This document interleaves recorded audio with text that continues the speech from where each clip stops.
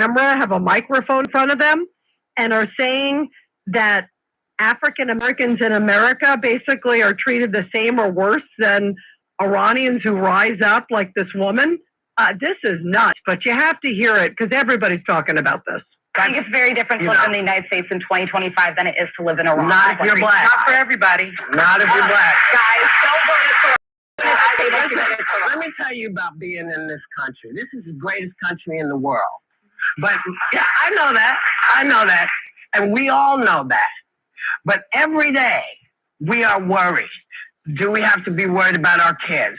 Are our kids going to get shot because they're running through somebody's neighborhood? They are not big deals. And I don't mean to say they're not big deals to you because that's not what I meant. And they are not doing well there either. They are not doing well in Iran. They are not educated. They cannot properly. They cannot be safe. Nobody wants to diminish the very real problems we have in this country. That's no one's intent. But I think it's important we remember there are places much darker than this country, and people who deserve rights. Not everybody feels that way. Not everybody feels that way. Listen, I'm sorry. You know, when you think about the fact that we got the vote in 1965, and okay, they don't have free and fair elections in Iran. It's not even the same universe. They can't go out of their house. The women. You know what? There's no way I can make you understand. What a preposterous comment. And then here's a little more lunacy from Whoopi. But let's just remember, too, the Iranians literally throw gay people off of buildings. They don't adhere to basic human rights. Listen, here's the thing. Let's not do that. Let's not do that, because if we start with that, we have been known in this country to tie gay folks to the car. Where the Iranian regime is today. I'm sorry. They used to just hanging black people. So it is not even the same. I couldn't step wait. That's not what you mean to say.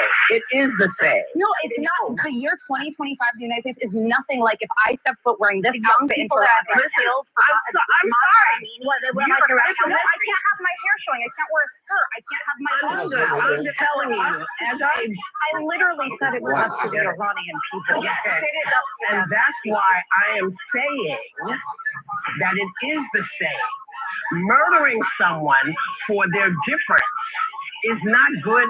Whoever does it, it's not good.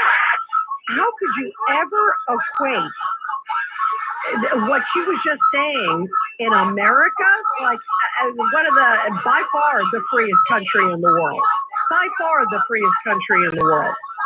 I've traveled a lot. This is the greatest, freest country in the world.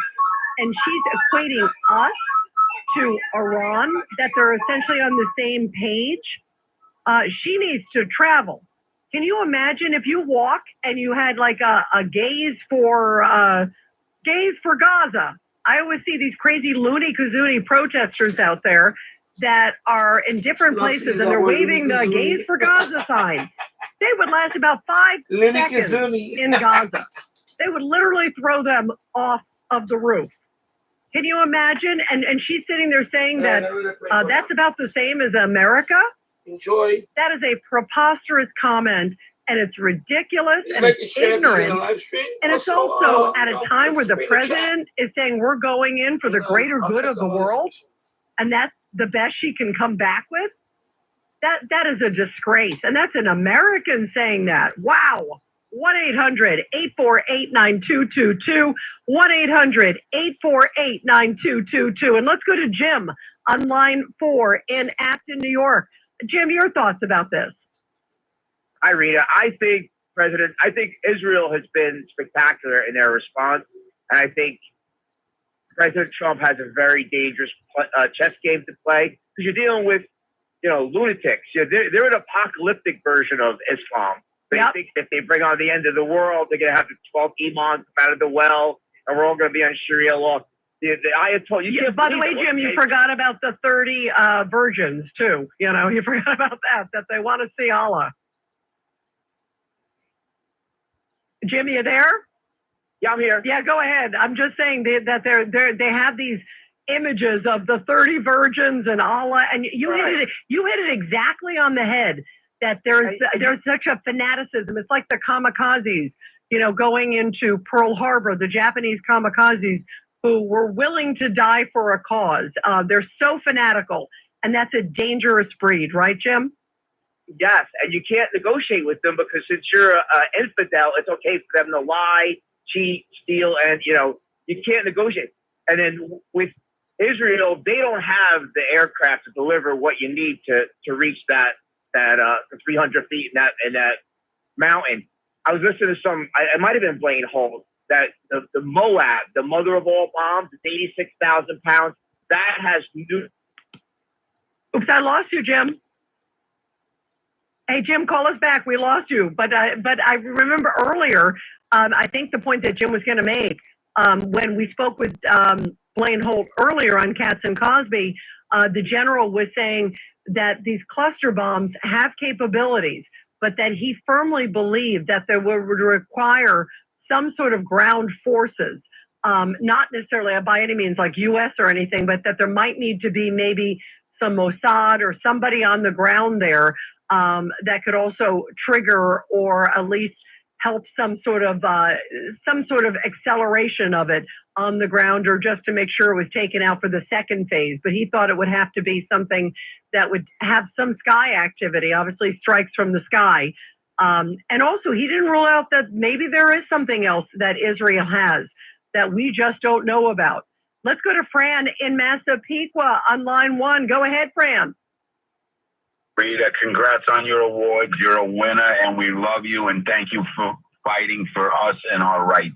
Thank you, Fran. Thank you so much. I appreciate it. You know what? I love you guys, and tell the truth and common sense. I feel like, I care about this country, and you do too. So thank you. You're very, very sweet. It's nice when you're picked by your peers, because it was picked by your peers. So that means even more, but thank you, Fran. What do you think is going to happen now with this? Because this is big stuff. Well, the thing is, first of all, just real quick, those African-American women with a lot of money and a lot of security, and they eat a lot of good food, and they have a lot of good things in life.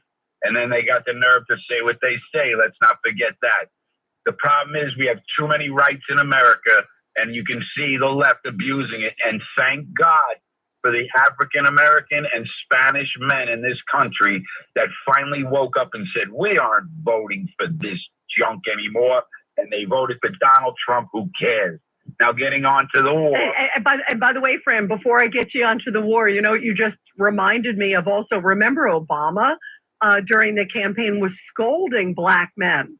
Remember? And that totally backfired, because he was like, you guys need to hurry up and come out and vote. Like shaming them.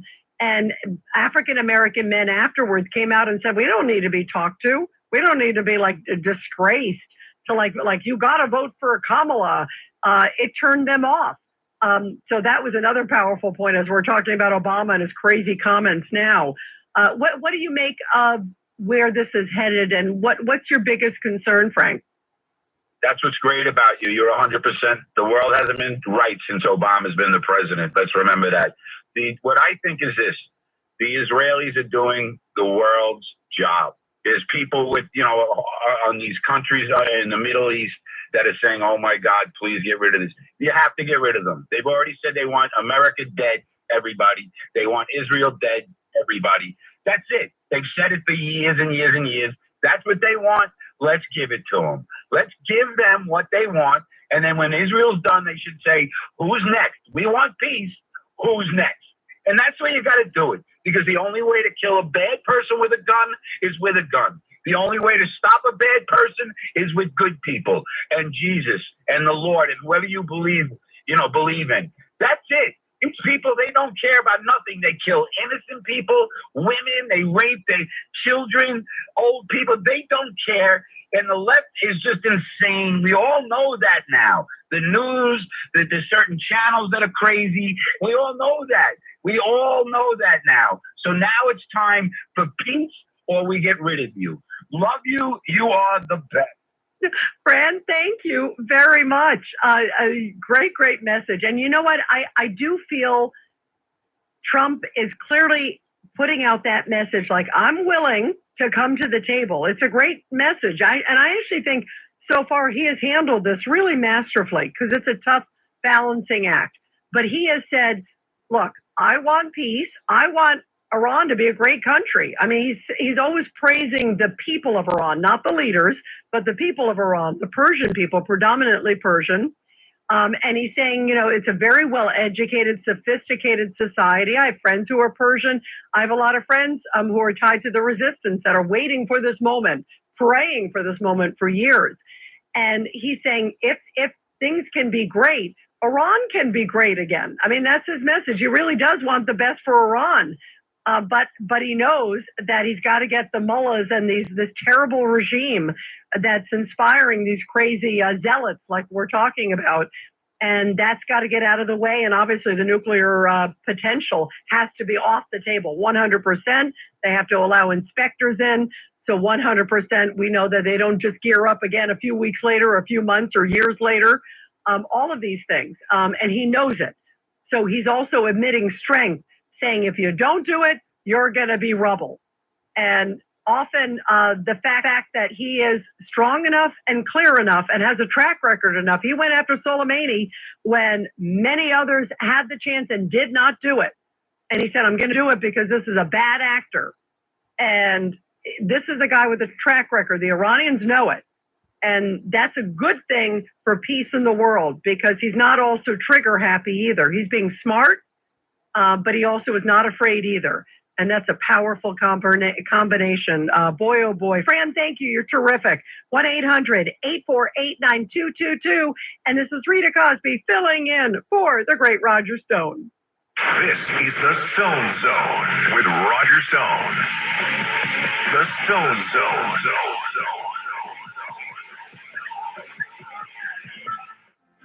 Dr. Howard D.C., founder of Balance of Nature and formulator of the fruits and veggies and fiber and spice supplements, has teamed up with veterinarian Dr. Jake to create Dr. Fido's Dog Food Topper, a tasty, nutritious way to enrich your dog's meals.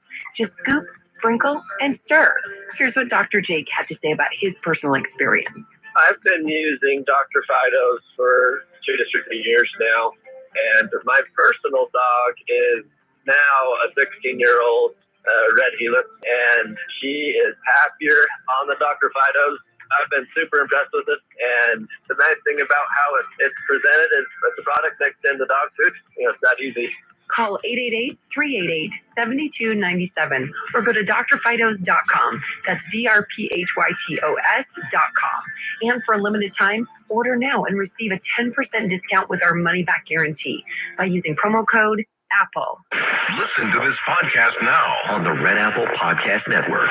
Building Bridges, that which unites us. A thought-provoking new podcast series hosted by Michael Hirschman, CEO of Soloviev Group. I'm Michael Hirschman. Join me as I tackle vital national topics that affect the man on the street to the executive suite with unscripted, authentic perspectives that spark in-depth discussions with experts in the field. Go to buildingbridges.nyc to watch episodes or download wherever you get your podcasts. 1-877 Cars for Kids. KARS Cars for Kids. 1-877 Cars for Kids. Donate your car today. Donate today at carsforkids.org. Your car, running or not, can be picked up as soon as the next day. No title, no problem. Go to carsforkids.org today. 1-877 Cars for Kids. Donate your car today. Now accepting donations of land, homes, buildings, or any kind of real estate. Entertaining and informative. With the best lineup in talk radio. This is what America wants. And the #1 News Talk morning radio show in New York City. With me, Sid Rosenberg and my friends, weekday morning starting at 6. Plus, on the weekends, music radio comes out to play. You ain't nothing but a hound dog. He's got a ticket to ride. All right. 103 years and counting. When you're injured on the job, you need more than just a workers' comp lawyer. When you need a fighter, you need us. Morgan & Morgan, America's largest injury law firm. For the people. Visit forthepeople.com for an office near you. Listen to this podcast now on the Red Apple Podcast Network. Cop Talk with Captain Ed Mamet and Detective Kevin Schroeder. He's well known as a playwright, a movie producer, and an author. The great David Mamet. What do you see as the future in police work? That depends on where one is. You guys can't be any more effective than the strictures put upon you by the people in charge. And so one of the things I said in my book, looking at the beginnings of the Civil War, and the shot fired by Fort Sumter was the abandonment of the 3rd Street Police Station in Minneapolis. The mayor and the governor said, abandon the station rather than stop the rioters. So the question is not police work in general, but police work where, right? Because in the red states, the cops are keeping the peace and they're allowed to do so. But in the places where the police are not allowed, it's a tragedy to ask these people to go out and not give them the power to enforce the law. Download all of Red Apple Media's podcasts right now through your favorite podcast platform. Sid and Friends in the morning. You're not going to believe this. The best talk every day. And this is something so near and dear to New Yorkers. And music on the weekends. We are the world famous 77 WABC.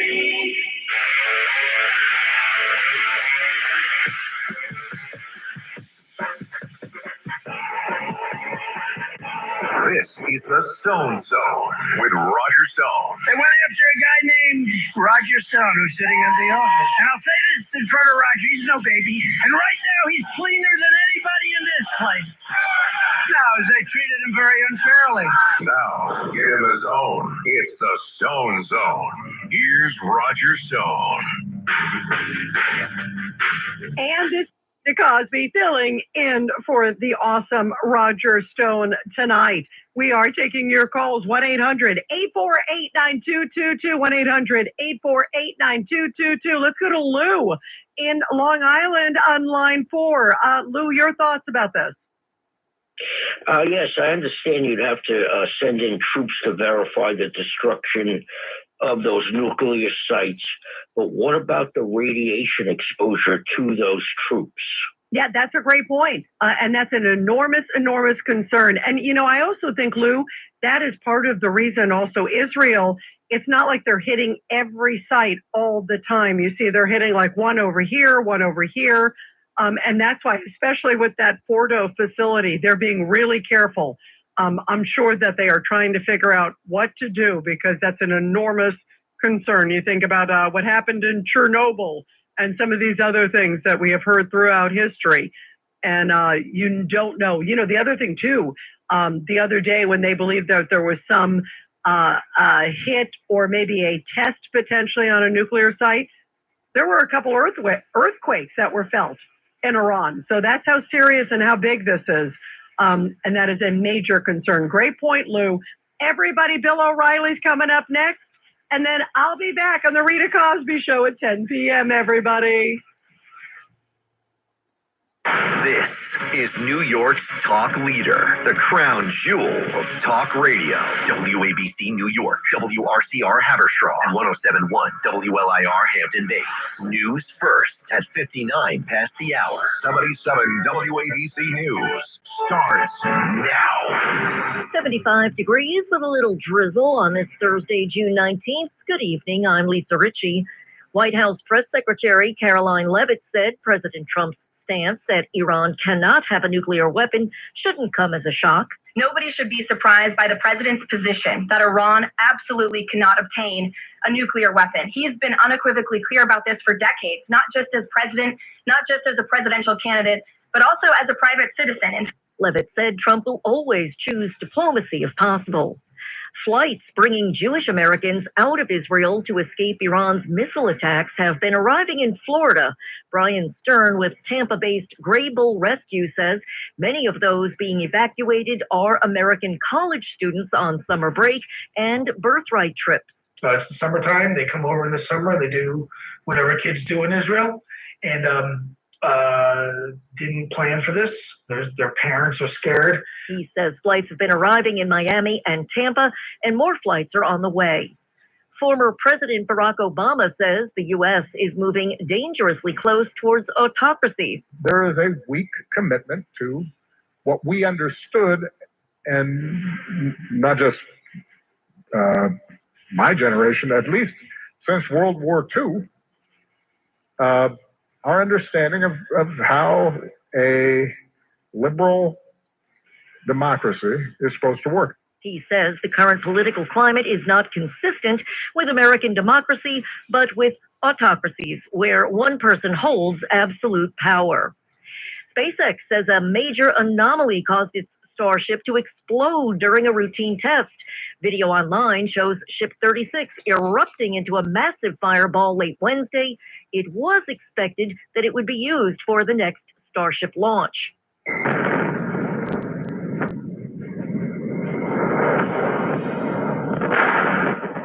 The explosion happened during what's called a static fire test. SpaceX said there was a safety clear area in place around the site and all personnel are safe and accounted for. New York City's Board of Elections says early voting's been a big hit this primary election. New Yorkers have their voting plans in place. I have an idea of who I'm going to vote for, but I just need to do a little bit more research before that happens. I think that I have to do it tomorrow. I'm doing it all, but you got to be responsible. Everybody's vote counts here. Nearly 170,000 ballots had been cast by the time polling sites closed Wednesday. Early voting continues through Sunday, with polls closing for the day Monday and then reopening for actual primary day on Tuesday. A reporter for the Daily News has been banned from mayor-related events at City Hall after a confrontation with Mayor Eric Adams.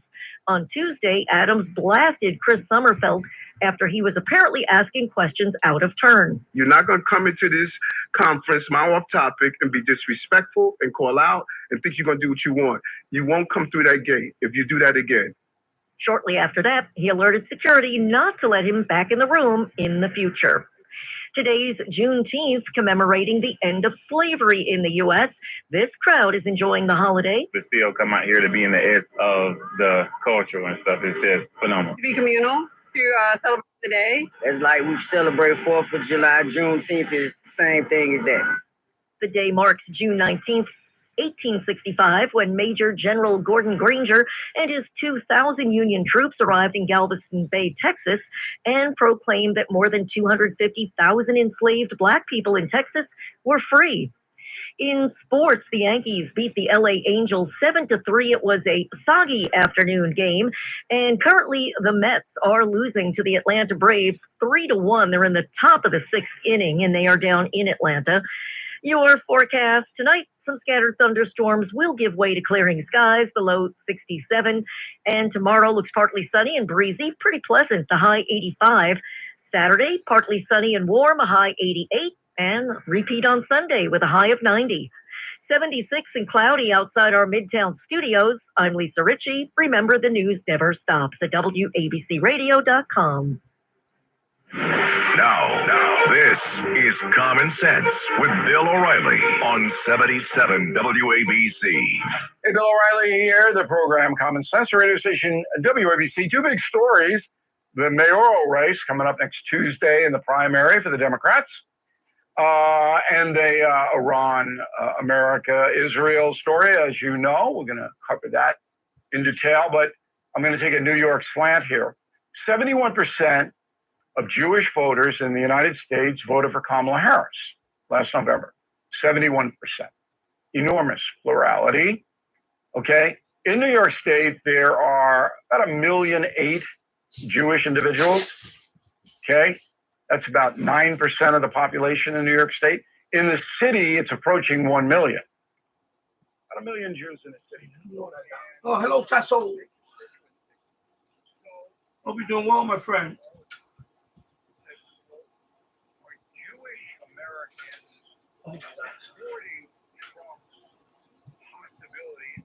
Yeah, I'm just streaming here, trying to get the viewing hours up. Let me switch feeds.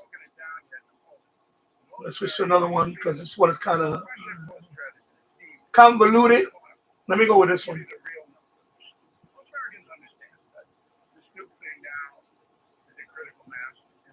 I've been on like every night.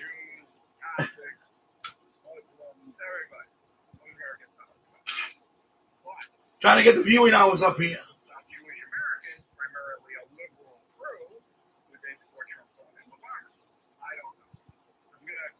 Yeah.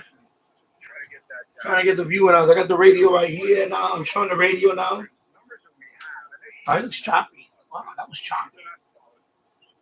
And I let it roll.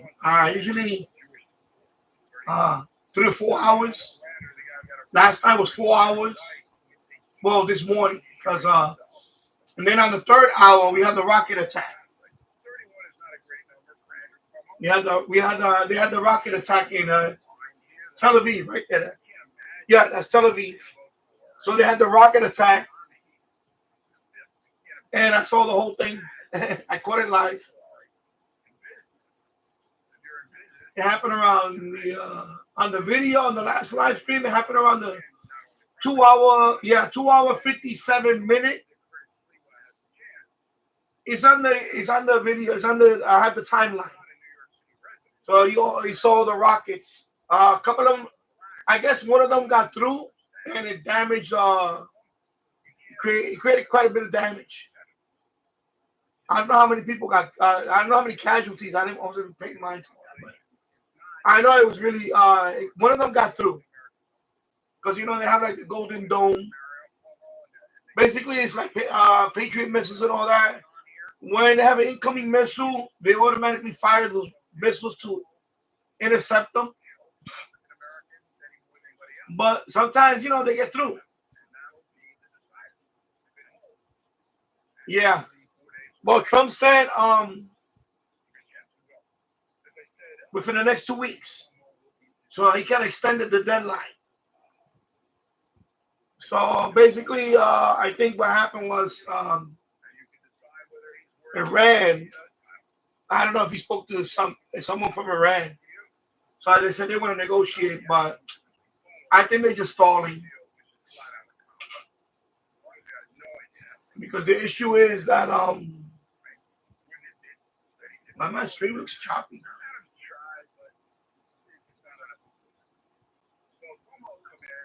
Yeah, because the thing is that I spoke in the last few nights about it. Israel did a lot of damage,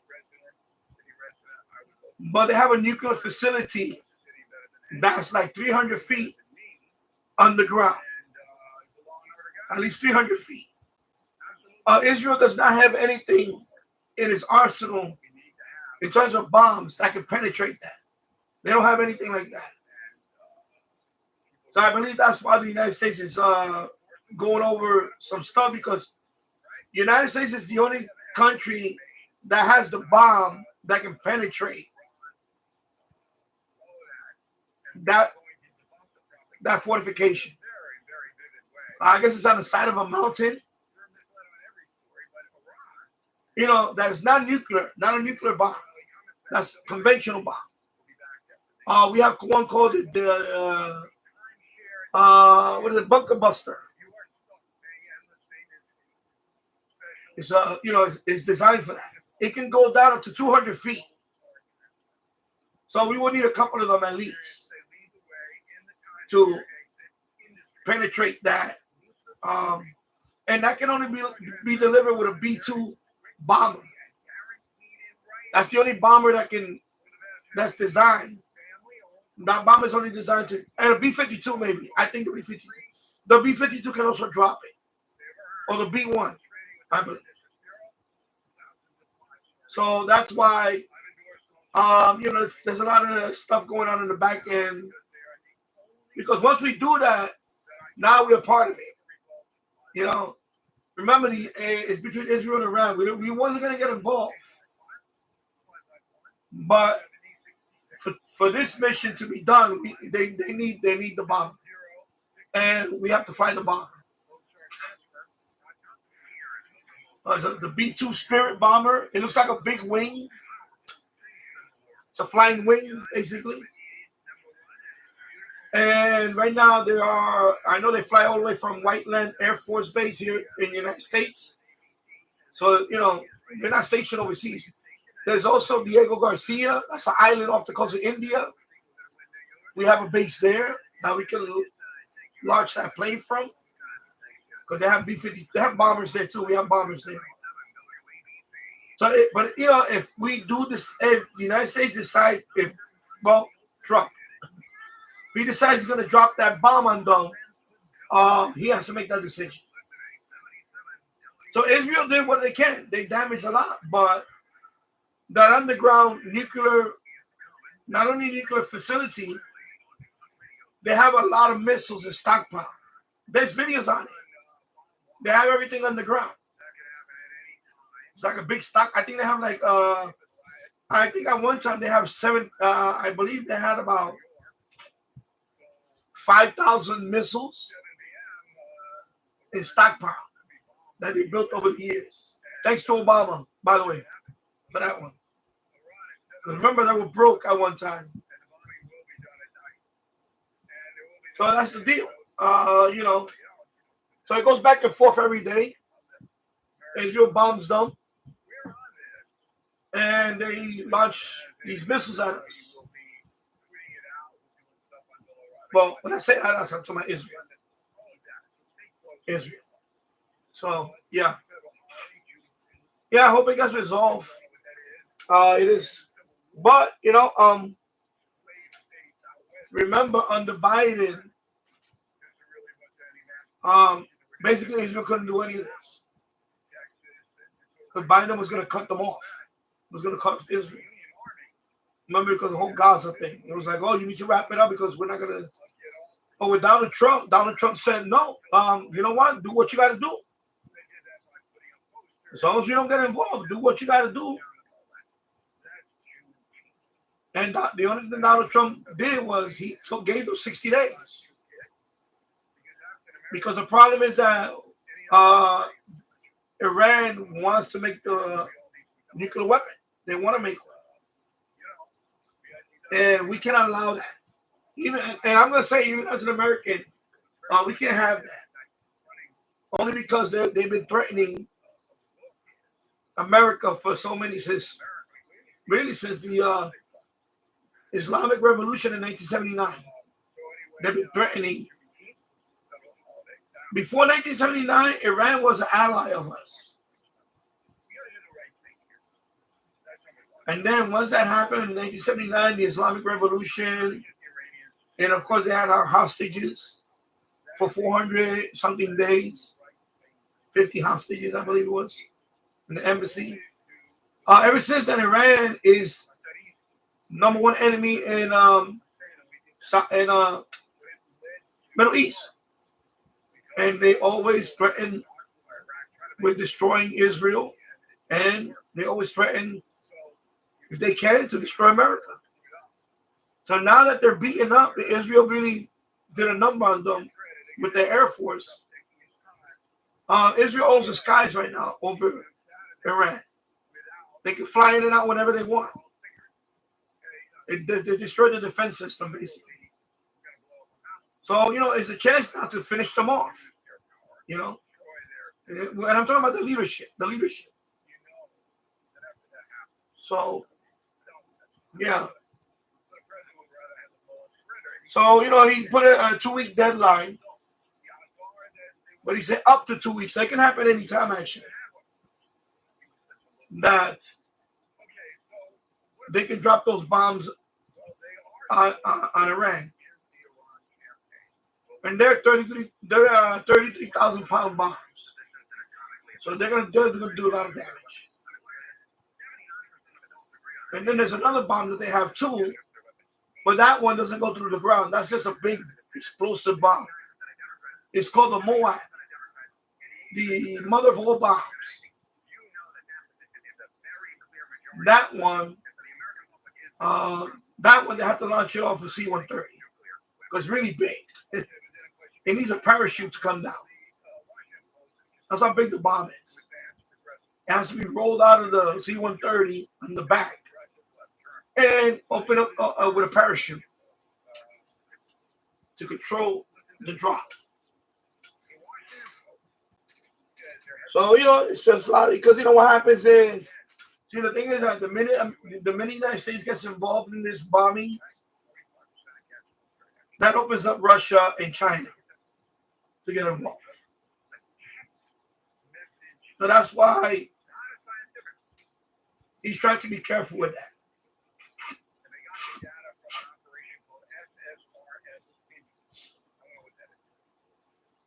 My thinking is He's probably going to let Israel maybe train Israeli pilots.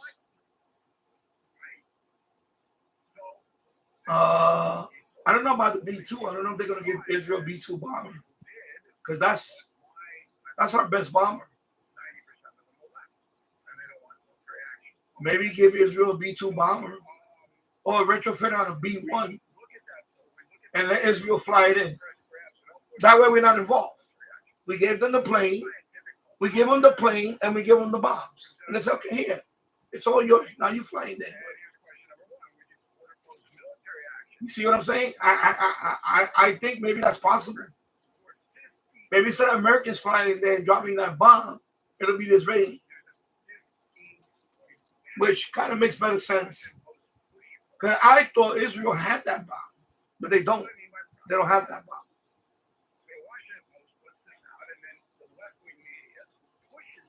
Because I believe they would have used it in Gaza too. I remember Gaza had a lot of underground. Gaza had a lot of underground places.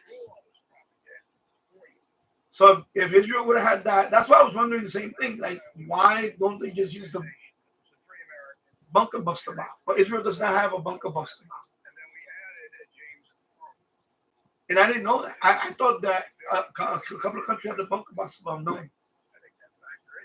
Russia has their own bunker buster bomb that they use in Ukraine. They used it a few times. Very devastating bomb. It's like 30,000 pounds. 30,000 pounds plus. But apparently nobody else other than Russia has their own bunker buster. So in the Western world is United States that has that bomb. So, and it's not a nuclear bomb. It's just a, big, high explosive bomb that can penetrate down to the side of the mountain and maybe destroy that. Otherwise, the only other way I can think about is sending commandos in there, under clandestine, like what you see in the movies, clandestine operation. Send them in there. They can plant explosives all over in there and blow it up. But that's a lot more riskier. It's easier to fly a plane over and just drop a big bomb than send people there, clandestine.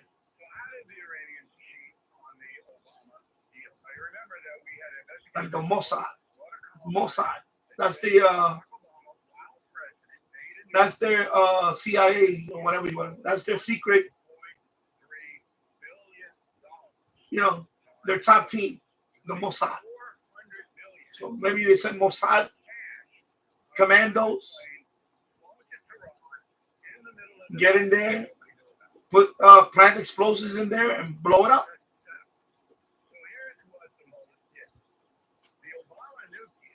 I mean, if anybody can do it, they can do it. Israeli commandos. But that's a high risk job. That's a high risk operation, very high risk.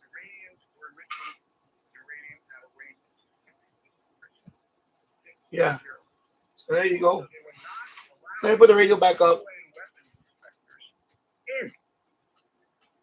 They were holding them up time after time, just like Saddam Hussein did.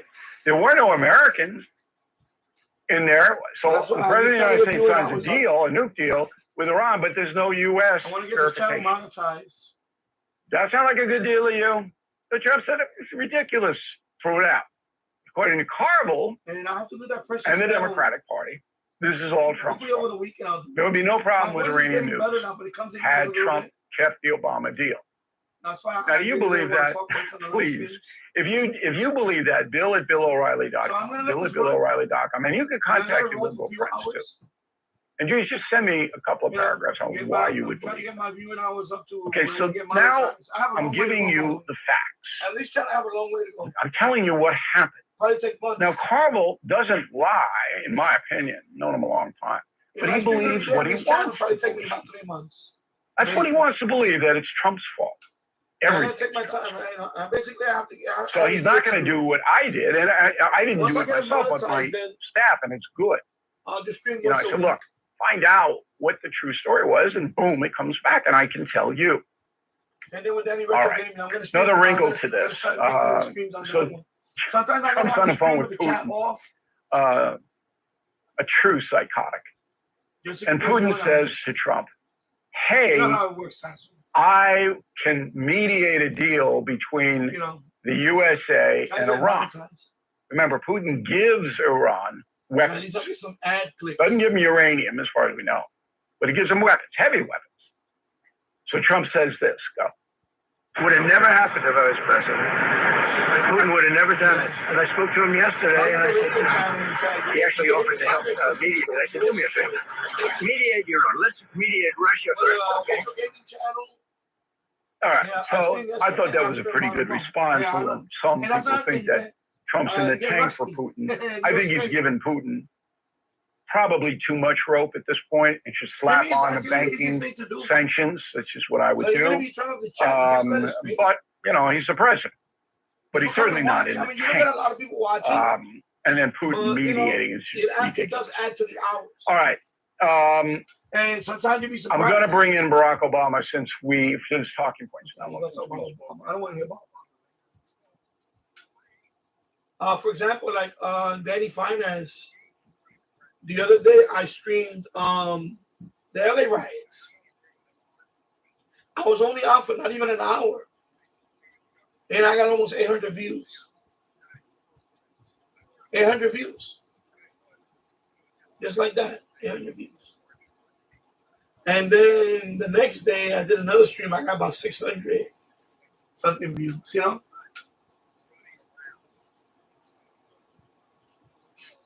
So it comes and goes. I stream this because it's, you know, the reason why I stream it because this does affect the economy globally. And I could talk about my channel here. The Retro Gaming channel, I'm gonna stream. Yeah, you would have got it by now. But since you took the break,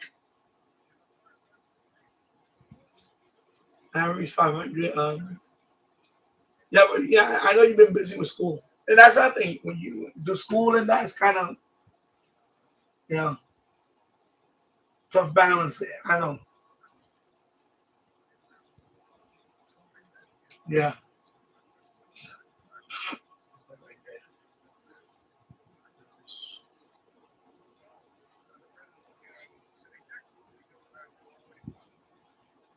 Yeah, exactly. You know, I know.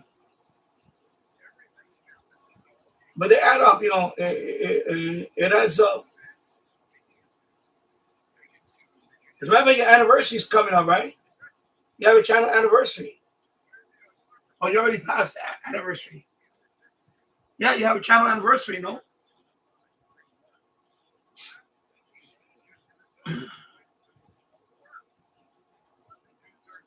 Yeah, well, I'm gonna do it, you know, it's probably gonna be more later than sooner. But I want to get them monetized because Manny Shortwave, you know, I basically I do live streams there. I do live streams there. I do have content there. But you know, I want to start doing other things. You know, I love my radio stuff. But I'm getting to the point now where I want to do other stuff. That way, if I get monetized here or get monetized on the other channel, you know, all I have to do there is just stream once a week or whatever, and that'll keep me monetized. On Danny Shortwave, just stream once a week. Every so often, if I find something, I'll review videos and things like that, and that's it. Or, you know, when I have extra time. You know? Because I want to do more content over here, and also on my, you know, I should get my money. I should get the money in a couple of days from Google. On the 21st, I usually get it. And then I'm going to order that L-shaped table desk. Then I'll have my setup here. So right now, what you're looking at is, this is one screen. That's the webcam. And that screen there is my 55-inch. Above me, 55-inch. So the 55-inch is, you know, I have two screens on this computer. So the 55-inch is that, and then this screen, the YouTube Studio is on the lower screen. That's the one I'm talking to you on. So.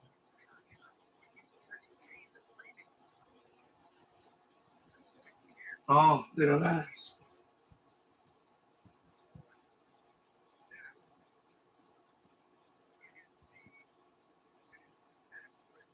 This one I bought new wheels. This I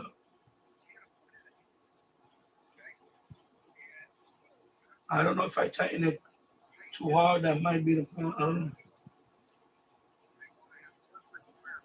I know the Sweet Crispy. Yeah, my son still has his. The only thing about those chairs, the wheels. The wheels, they suck. So what I did, I'm going to make a review on it, actually.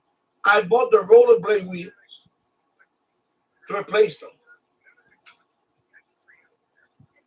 Because the plastic wheels that come with those chairs, they're noisy and they suck. So I bought rollerblade wheels. I'll make a review on it because I have it on this chair right now. I swapped them out because mine kept falling out. My wheels kept popping out. So I replaced them with the rollerblade. They look like rollerblade wheels. $24. You get 5 of them. You get 5 of them. So you take it out, you just pull it out, they snap out, and you snap in the rollerblade ones. That's it. And it's so much better. Oh my God, so much better. For like $20, $24. I think I paid total $24. Amazon. Now let me try to find it. I'll look for it.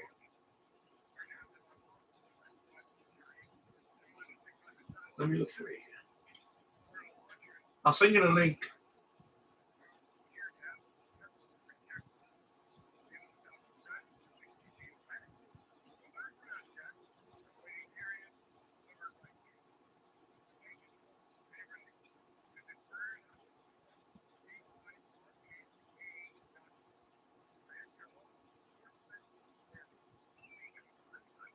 $20.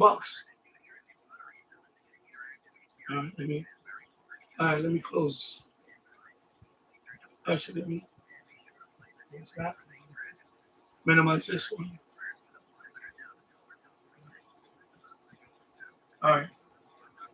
Anyway, I bought those. I like the one that I'm using down here. It's called the GT Player. Because I have those wheels on my GT Player. Because that's the chair that I have right now. I have the same one on the second floor and on the basement. I have the same chair. Let me look it up.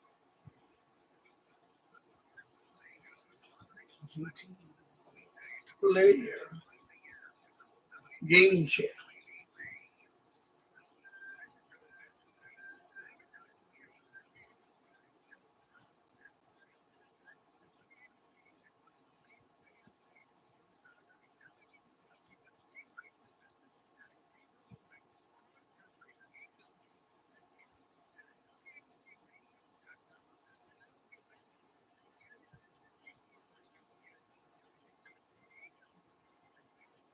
Yeah, I got it from Amazon. Hold on. Let me I just closed the Amazon. I don't like to have too many windows open when I'm live streaming because let me look it up. GT Player Gaming.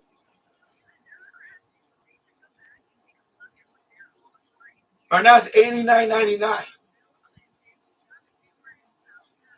But Prime Day is coming up, so you might get it cheaper, actually. Let me send you the link to that. Wow, what's going on? Yeah, I need to close these windows, man. So I think it's hogging up my memory right now. No, this one's comfortable. Because I'm a big guy, so I use this one. That's the one I have. I got one in blue and one in white. I got two of them.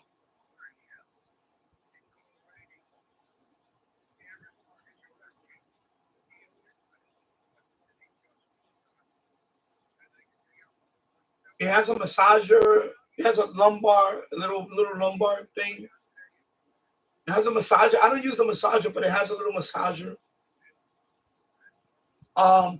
So this one in the basement, the wheels are falling out because I have a concrete floor.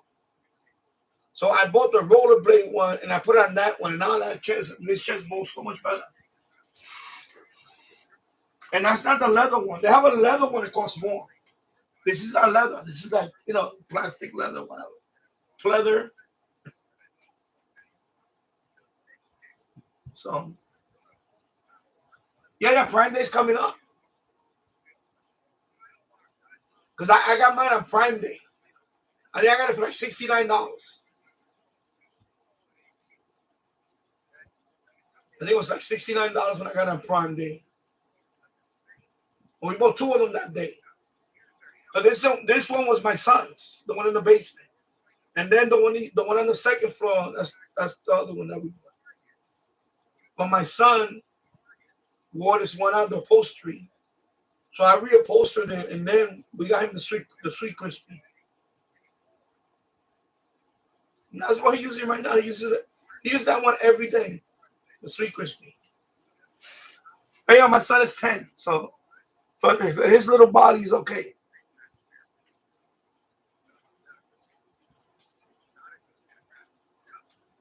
So I took this one down here. Yeah, wait for Prime. It's coming up soon. They're gonna have 4 days now. It's not gonna be 1 day. It's 4 days. 4 days.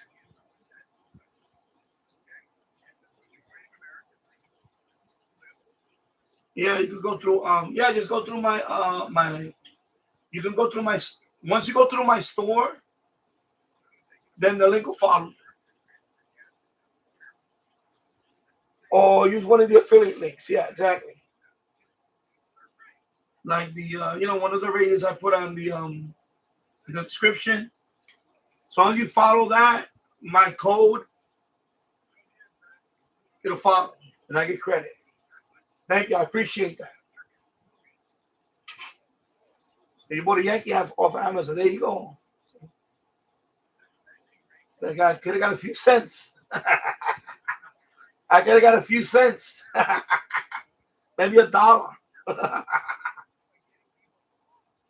It's okay. I appreciate it, man. I appreciate everything you do, bro.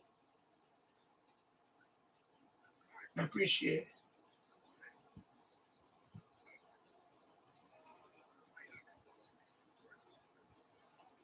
Yeah. My son has school tomorrow. Then next week is all half a day, and that's it. He's done with school then. Thursday's the last day. I think Thursday is his last day. So tomorrow is his last full day. Tomorrow.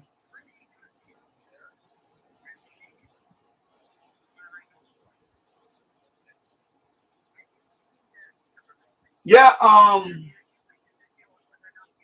was around Times Square last week. So, of course, as soon as my son is done with school, we're gonna take him down there again. We took him on the Metro North, which is a better ride, better train ride. So, I was in the city Monday and went to the museum for an assignment on a sociology class. Yeah, we'll meet up. Maybe we could meet up by Times Square or something. Times Square or whatever. That's where I was at. We went to, because my wife had she had to go to an award ceremony on 53rd Street and 7th, near Rockefeller Center. So after we were done there, we just took our son. We walked down to Times Square to the M&M store. Museum of the City of New York. Oh, Fifth Avenue, okay. Yeah.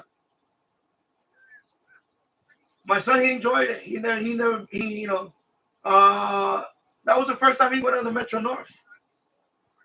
So from Yonkers to Grand Central, took about 30 minutes, 35 minutes train ride. I think it was 35 minutes, give or take.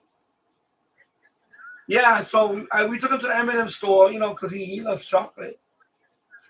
And then we walked a little bit. Then we met up. Then we met up with a coworker, and then they were eating right there in Times Square. You know, when you eat, you got a table there, sit there and eat.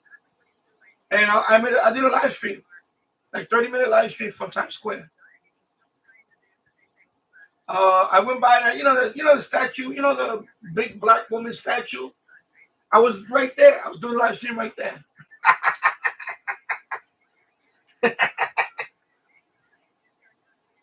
Yeah, it's on Danny Shortwave. I did a 30-minute live stream with my phone.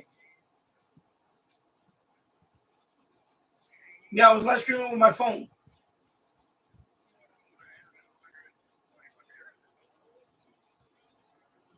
Yeah, I did. Danny Shortwave. Let me send you the link. I'll send you the chat link. Hold on. Let me send you the live stream link. Yeah, it was like last week. Let me see. Let me go to live. Let me see. Oh, no, it was 12 days ago. Okay, there you go. Let me click on there. All right. Let me send you the link.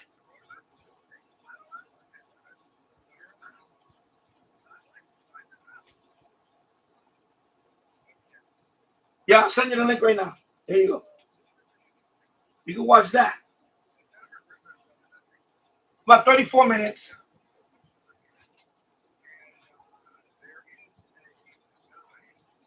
Yeah, so it was 12 days ago. I'm sorry. It was about almost 2 weeks ago now.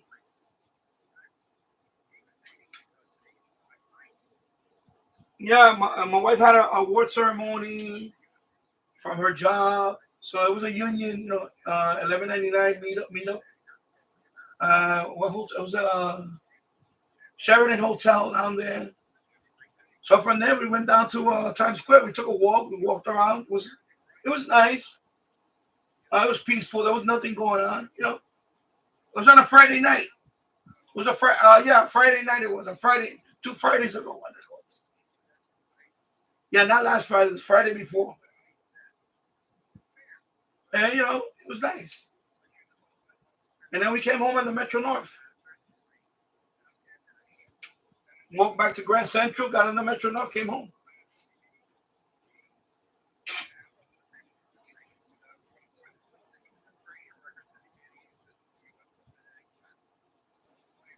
Yeah, so anyway, watch that. I'm gonna step away for a minute anyway. So you can watch that one. I'm gonna put the radio on. I'm gonna step away for a bit. And if you want to talk later, talk later. But yeah, you can check out that one.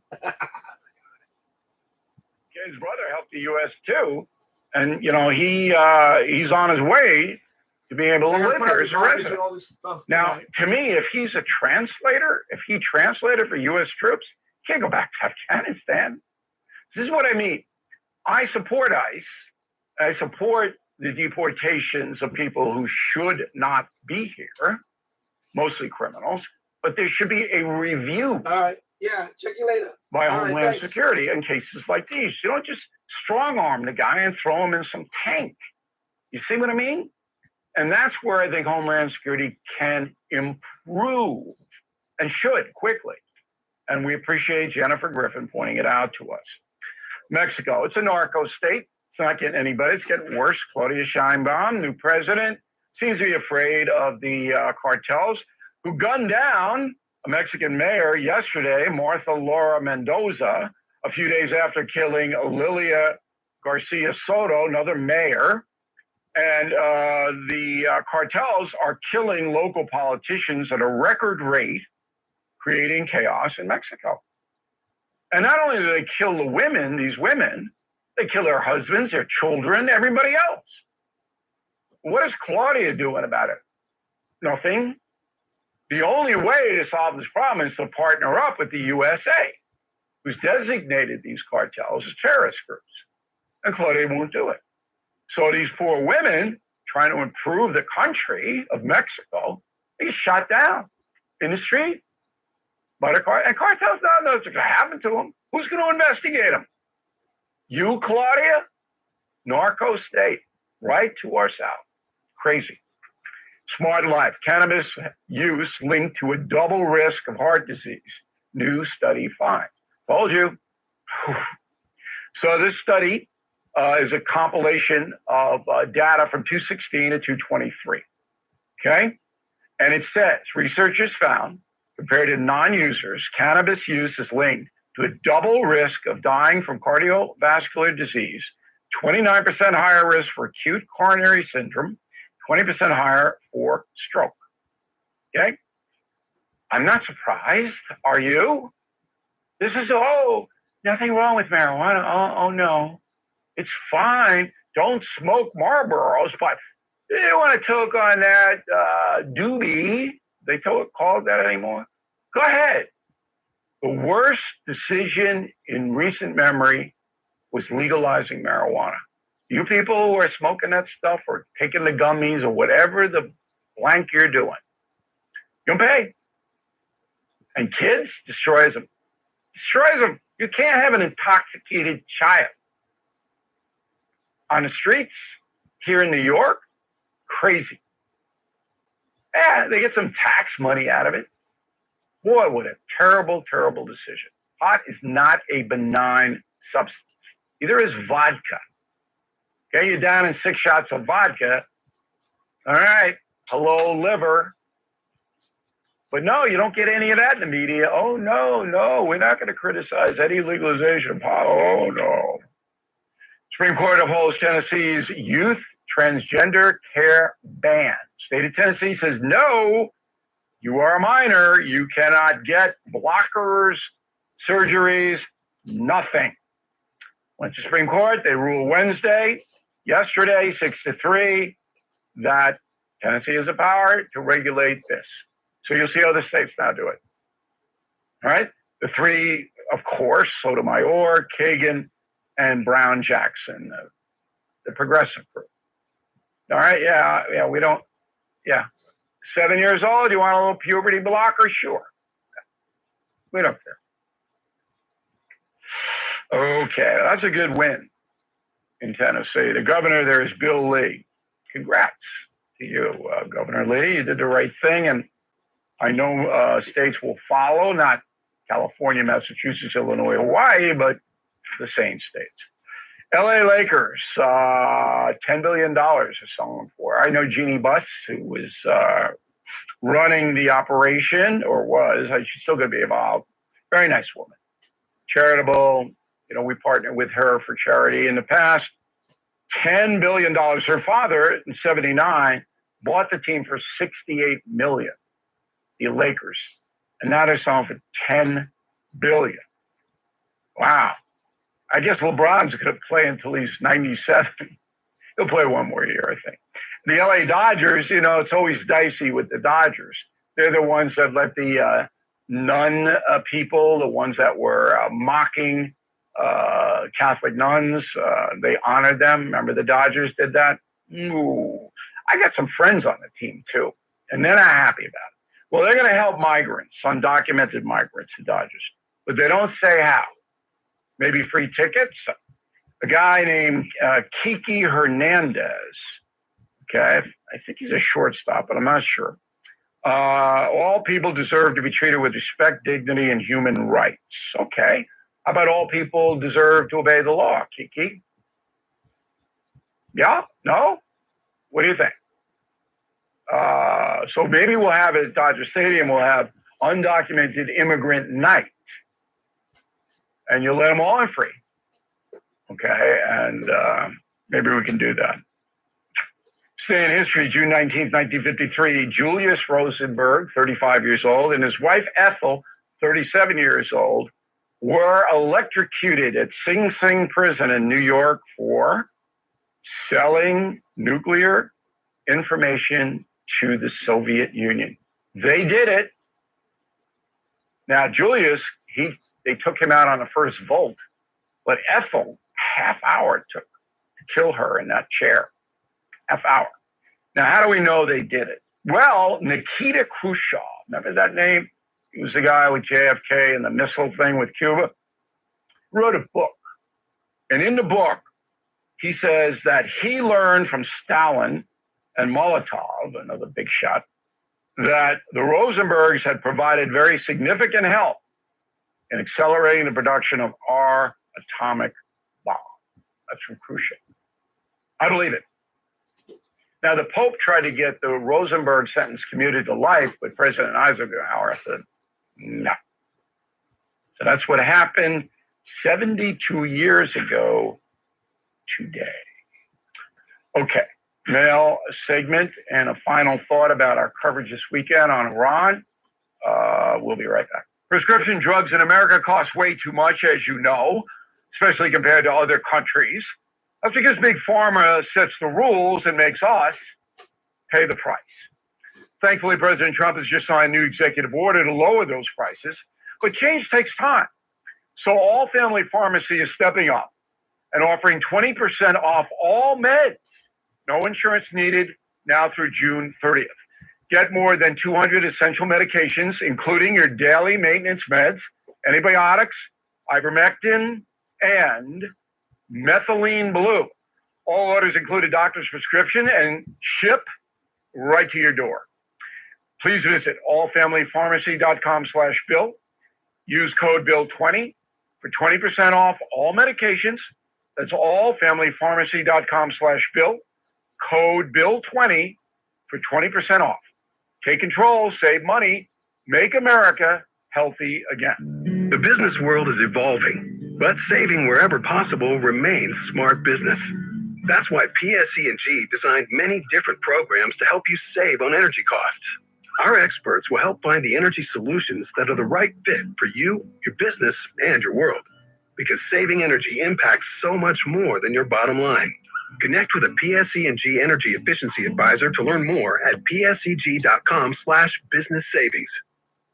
Get peace of mind by planning ahead. St. Charles Cemetery on Long Island is now offering pre-construction sales for its newest community mausoleum, Christ the Good Shepherd. Act now and be among the first to select a prime location. 10% down and up to 10-year payment plans are available with no interest on pre-need purchases. Call 631-249-8700.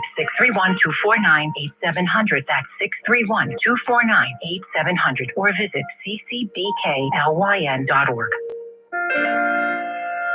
Here's a harsh fact. 40% of women and almost 20% of men suffer from varicose or spider veins. And if you think this is just a cosmetic problem, think again. Varicose or spider veins, if left untreated, can lead to swollen or discolored legs, cramping, the inability to stand or walk, neuropathy, even worse, blood clots, which can travel to other parts of your body. But here's the good news. Advanced Medical Vein Treatment Centers offers plans that treat and cure the condition, not just cover up. Grab your phone, take down this number, and call 800-597-7992. That's 800-597-7992. When you call, you'll get free information. Free information on how you can live your life to the fullest again. Walk, exercise, sleep well. Your vein problems will not go away on their own, and in time can lead to major health issues. Call Advanced Medical Vein today for free information on fast and easy solutions that are covered by most insurance plans, Medicare included. Call 800-597-7992. That's 800-597-7992 today.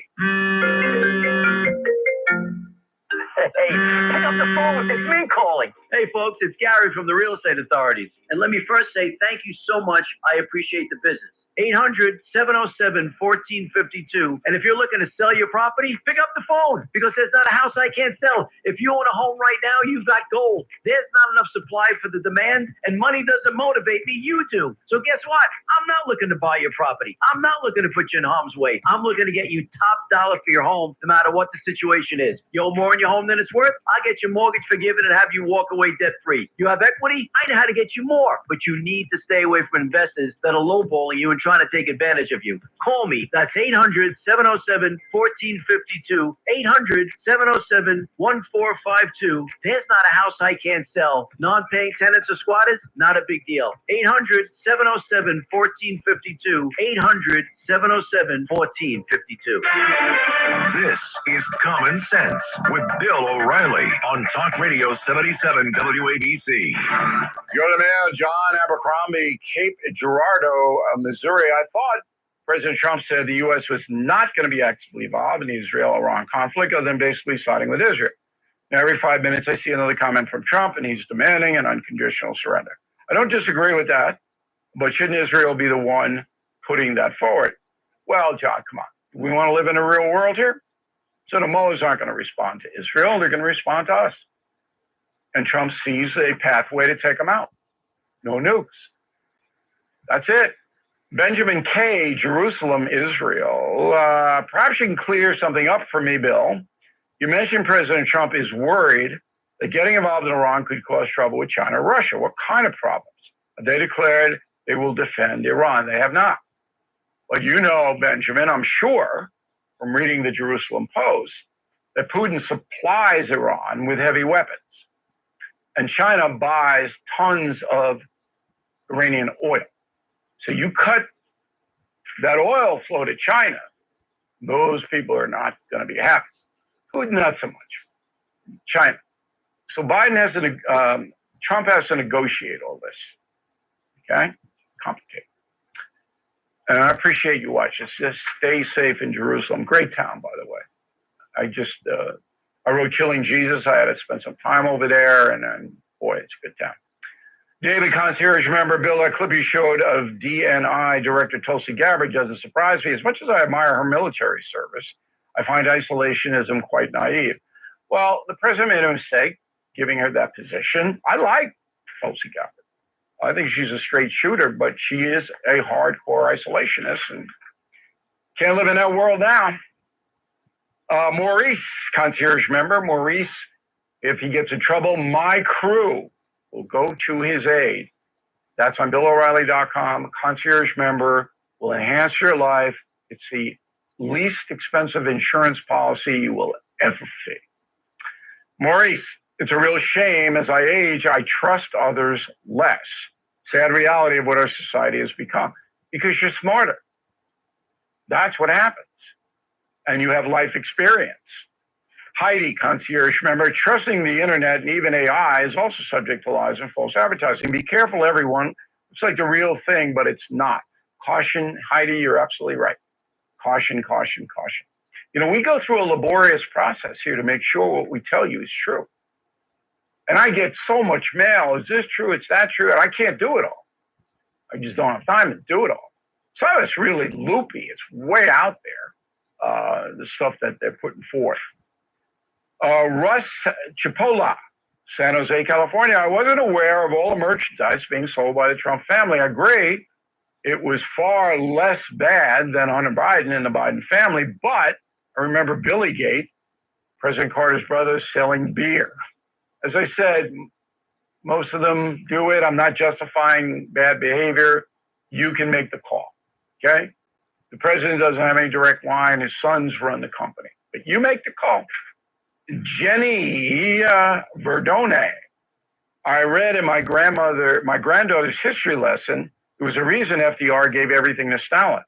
He wanted Stalin's help in the Pacific Theater. You should have mentioned that, O'Reilly, if true. It is true. But it's foolish. We didn't need Russia's help. We had Japan on the ropes. Roosevelt knew that. Come on. Russia was in that war for like 2 weeks. It's all right. I'm glad you're asking. BillO'Reilly.com store. Not woke gear for the summer, sweeping the nation. There it is. Make friends, have a few laughs at the grocery store. Good stuff, made in America. I believe it's that. Not made in China. I didn't check it all out, but no, not China. You'll like it. And then if you want to order Confronting Evil, out September 9, coming up fast. So look who's on the cover of this book. There's the Ayatollah Khomeini, and he's like the twin of the Ayatollah that's in there now. There's Putin. There's Mao right in the back, and she wants to be like Mao. And there's old Adolf. Now, there are 9 other evildoers in the book. Couldn't put them all on the cover. They're on the back cover. You would like this book, Confronting Evil. Pre-order on BillO'Reilly.com. And if you become a premium or concierge member, you get it free. That's a good deal. Okay, back with a final thought in a moment. Final thought with Bill O'Reilly in 60 seconds. Tax day is over, but for many Americans, the trouble is just beginning. If you missed the April 15th deadline or still owe back taxes, listen up. The IRS is filing more than 5,000 new tax liens every day. And with tools like property seizures, bank levies, wage garnishments, they are applying pressure at levels we have never seen. But Tax Network USA has you covered. Are you self-employed or a business owner? They specialize in cleaning up financial chaos to get you back on track. You can still regain control. The consultation is absolutely free. Acting now could stop penalties, threatening letters, and surprise levies from escalating. So please call 800-958-1000 or visit tnusa.com/bill. Deadline is passed. Let Tax Network USA help you before the IRS makes their next move. 800-958-1000 or visit tnusa.com/bill. Now the final thought with Bill O'Reilly. So as I said, top of the broadcast, anything can happen at any time. We're on it. I've alerted the staff. It's going to be very hot here in the Northeast. No excuse. I'm going to have my stupid phone with me on the beach or wherever I wind up. And boom, something happens. You go right to BillO'Reilly.com. I will give you the best analysis I can give you as quick as we can do it. Sunday column, I don't know what I'm going to write about yet because things are changing every minute. So that is we are on this, and we will tell you the truth. Thank you for watching No Spin News. I'm Bill O'Reilly. We'll see you on Monday. This is New York's talk leader, the crown jewel of talk radio. WABC New York, WRCR Haverstraw, and 107.1 WLIR Hampton Bays. News first at 59 past the hour. 77 WABC News starts now. 74 degrees and cloudy on this Thursday, June 19th. Good evening. I'm Lisa Ritchie. The last American hostage held by Hamas is back home today in Tenafly, New Jersey. Hundreds of people line the streets to welcome back Adon Alexander. They were waving Israeli flags and welcome home signs while Alexander smiled and high-fived the crowd from a limo. The 21-year-old had been held by Hamas for 584 days. Flights bringing Jewish Americans out of Israel to escape Iran's missile attacks have been arriving in Florida. Brian Stern with Tampa-based Graybull Rescue says rescuing observant Jews will be more difficult when the Sabbath begins at sundown on Friday. Getting them into the mousetrap and out the other side can't really happen well. It can be done, but it can't happen well on the Sabbath. Stern says Graybull has received close to 5,000 evacuation requests. The organizers of the No Kings protest say the next nationwide demonstration will take place next month. Liz Kennedy reports. The people behind the recent No Kings Day, where millions came together opposing President Trump's military parade, are hosting another action day called Good Trouble Lives On July 17th. This day honors civil rights activist and Georgia Congressman John Lewis, who passed away on this date in 2020. Lewis, who coined good trouble, served 17 terms in Congress, was an original freedom rider, and marched with Dr. Martin Luther King Jr. on multiple occasions. I'm Liz Kennedy. The Department of Transportation will start sending fines to overweight trucks on the Brooklyn-Queens Expressway this weekend. It comes after a 90-day warning period during which more than 3,000 overweight trucks heading for Staten Island received violations. The system uses roadway weight sensors to issue $650 fines to those trucks who are over the limit. Plans are moving forward for a casino in the Bronx. James Flippin has more. South Bronx, South Bronx, South Bronx. Governor Hochul has approved a measure passed by lawmakers in Albany last week to allow property next to Bally's Golf Links and Ferry Point to be remodeled for a casino. That means Bally's can now apply for a gaming license for the property. Applications for 3 casino licenses in the New York City area are due by June 27th. Bally's chairman, Sue Kim, tells the New York Post the project would create thousands of jobs and would include a hotel, spa, event center, and parking garages. James Flippin for 77 WABC News. The MTA is touting a new report that shows congestion pricing has traffic moving better than ever in New York and New Jersey. Drivers say, not really. Where'd they get this number from? That's the crazy part. Like, that makes no sense to me. Like, what, do they count cars? Like, seriously, though, like, nothing has changed. It is being redirected. It's just not so much as the MTA would say. Certain areas are better, I would say, but it's still pretty bad. They're just saying numbers to make it sound good. According to a Regional Plan Association report, there are roughly 25% fewer traffic jams in Manhattan, with surrounding areas experiencing a 9% drop in traffic on average. President Trump is once again extending the deadline for a TikTok sale.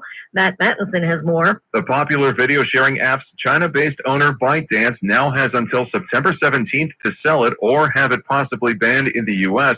This is the third time Trump has extended the deadline. Earlier this week, Trump said he believes Chinese President Xi Jinping would be willing to approve a deal to sell the app. The law banning TikTok, if it isn't sold, was passed under former President Biden. I'm Matt Mattinson. Nearly 260,000 Honda vehicles are being recalled because of a possible brake problem. Matt Mattinson has details. A report from the National Highway Traffic Safety Administration says the car's brake pedal could move side to side due to it not being properly staked during production. The issue could affect 2021 to 25 Acura TLXs, 2023 to 25 Acura MDXs, and 2023 to 25 Honda Pilots. Owners will be notified by mail and instructed to go to an authorized dealer to have the issue fixed. Those who have already had their brake pedal repaired are eligible for reimbursement. I'm Matt Mattinson. Meanwhile, a car crash on Long Island has left the driver dead and a historic building damaged. Authorities say a man was driving west on Northern Boulevard when he went off the roadway and into the Manhasset Quaker Meeting House. It happened around 5:45 in the morning. The SUV then burst into flames. The building was built in the early 1700s and added to the National Registry of Historic Places in 2009. In sports, the Yankees beat the LA Angels 7-3 this afternoon, and it was actually in a rain delay for a little while. Tonight, the Braves have really clobbered the Mets 7-1. That game just wrapping up. Your forecast tonight: scattered thunderstorms giving way to clearing skies, the low 67. Tomorrow looks partly sunny, breezy and pleasant, a high of 85. The weekend looks partly sunny and warm on Saturday, the high 88. Sunday is hot with partly sunny skies and a high of about 91 degrees. We have 74 degrees under cloudy skies outside of our Midtown studios.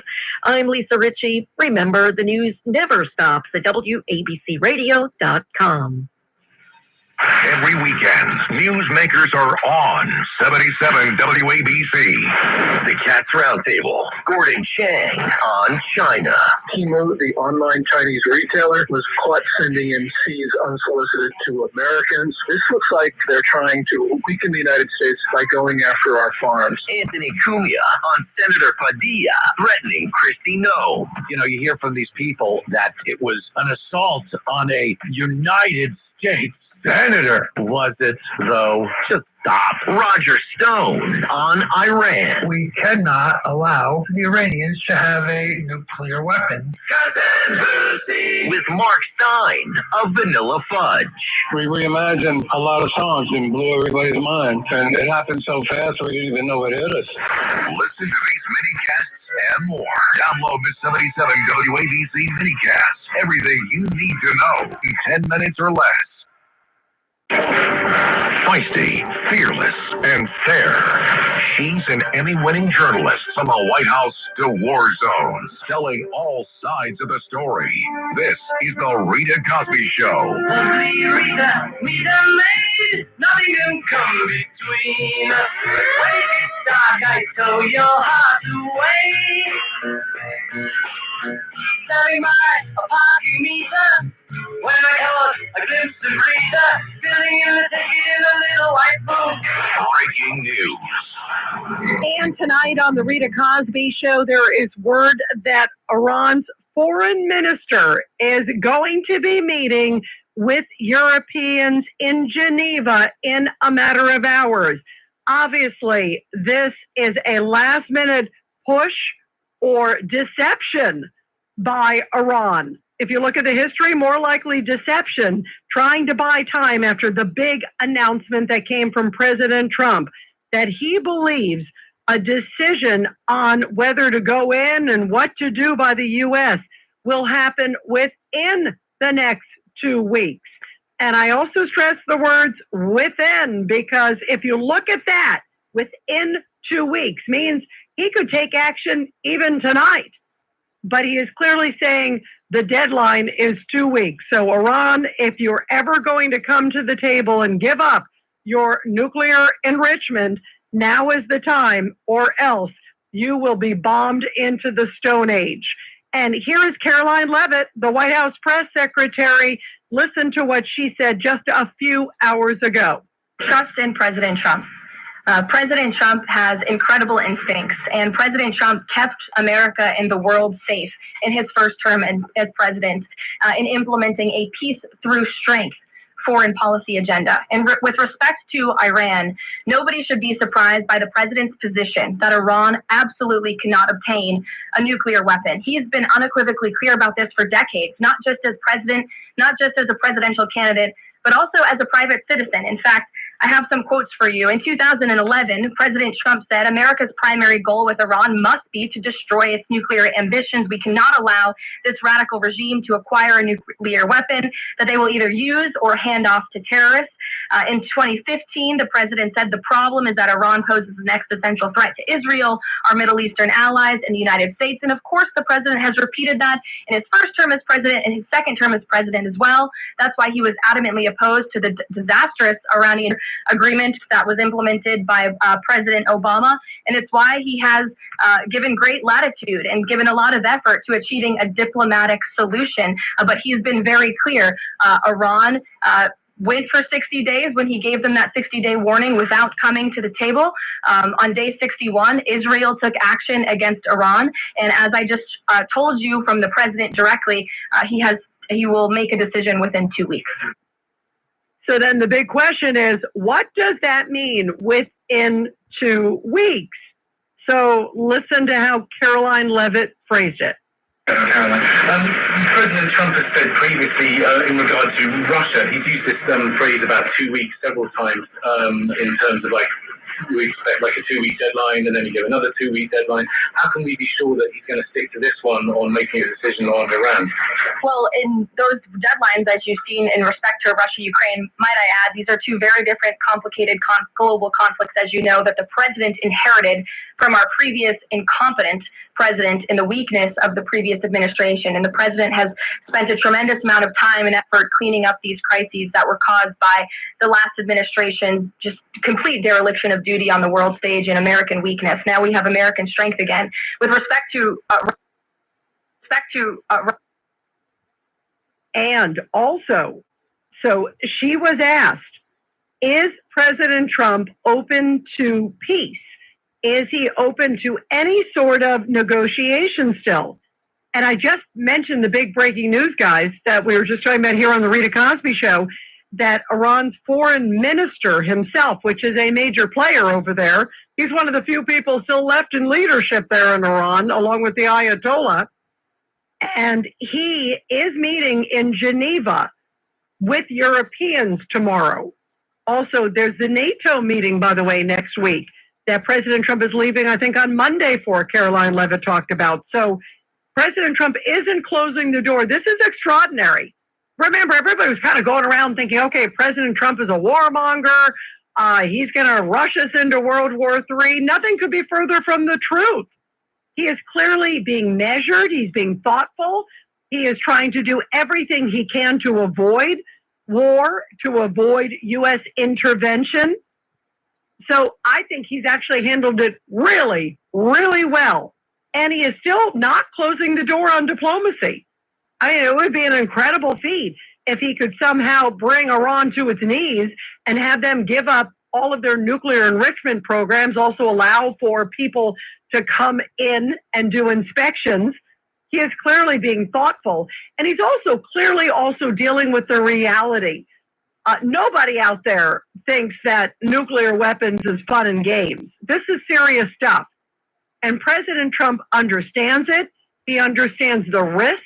He understands the gravity of the moment, because there can't be almost anything more grave and more serious and more weighty. And deciding, will the U.S. go in on something like this to take out a potential nuclear weapon, and certainly nuclear development programs that are scattered throughout Iran and have been allowed to develop for a long time, especially under Joe Biden. And think of all the money that Obama sent him, the pallets of cash in the middle of the night. Boy, oh boy, think about where it all began. And I lay a lot of blame on Barack Obama, and also follow up part two with Joe Biden. There's no question. The lack of sanctions, the lack of wherewithal, the lack of cojones against a rogue, the biggest state sponsor of world terrorism. And they didn't rule them with an iron fist and guide them and monitor them. They just kept sending cash. So guess what? They were developing their program thanks to the fact that the U.S. was kind of turning a blind eye and facilitating, I would even say, under Obama and Biden. There's no question about it. But here is Caroline Levitt saying, even with all that, President Trump is saying within 2 weeks. So guess what? If you're planning to ever come to the table, Iran, it's now or never. Take a listen to what she said. So the president is always interested in a diplomatic solution to the problems and the global conflicts in this world. Again, he is a peacemaker in chief. He is the peace through strength president. And so if there's a chance for diplomacy, the president's always going to grab it. But he is not afraid to use strength as well, I will add. I love that she's calling him the peacemaker in chief. Really important line. And also, we have not seen a lot of President Trump in the last few days. Have you noticed that? I mean, he spoke briefly at the Oval Office, but you really didn't see him today. And we understand he's had obviously a lot of very key meetings. Yesterday, he met with the Pakistani army guy. He's also meeting with UK folks. He is being thoughtful. He's being measured. And thank goodness we have President Trump in the White House. Can you imagine if we had Joe Biden and Hunter hanging around now? 1-800-848-9222 is the number to call. 1-800-848-9222. And MSNBC and CNN, they're trying to portray this new announcement from President Trump that he will decide within the next 2 weeks what his actions will be. And that means, again, it could happen at any moment that he decides for U.S. intervention.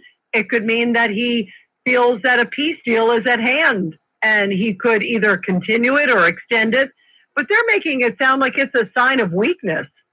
I think it's a sign of strength that he clearly is secure enough and also understands enough the importance of this moment, the history of this moment, the extent, as I brought up, the severity of this moment, that he's not making some crazy, hasty decision. He's thinking this out. And I think it shows maturity, it shows depth, and it also shows that he's putting everything on the table. And the fact that he left this like 2-week amount, he's giving one more try, so they can't say, oh, he's in a rush to go to war. But he's also being tough enough to say, if not, or else. This is the guy who took out Soleimani. This is not someone who doesn't bring up actions to back up his words. And the Iranians, well, they know it. 1-800-848-9222. 1-800-848-9222. Let's go to Robert in Brooklyn. Robert, you're on line one. Go ahead, Robert. Thanks for taking my call. Well, first, Iran hit the Soroka hospital. And, Prime Minister Netanyahu pointed out that, there were no military targets near the hospital. So it's hard to interpret it as anything else than the intentional targeting of a hospital, an Israeli hospital. And you don't hear all the people who cry about Israel doing stuff. You don't hear any of these people crying about the attack of a hospital in Israel. It just shows the anti-Semitism, the cognitive dissonance. And you know what it also shows, Robert? It also shows these people have no limits and that they are targeting, even though they claim, quote, military, like the hospital in Beersheba. They were, there was a military one. That's really what we meant. Either they have the worst aim ever, or they're ruthless, disgusting human beings, which obviously I think the leadership is anyway.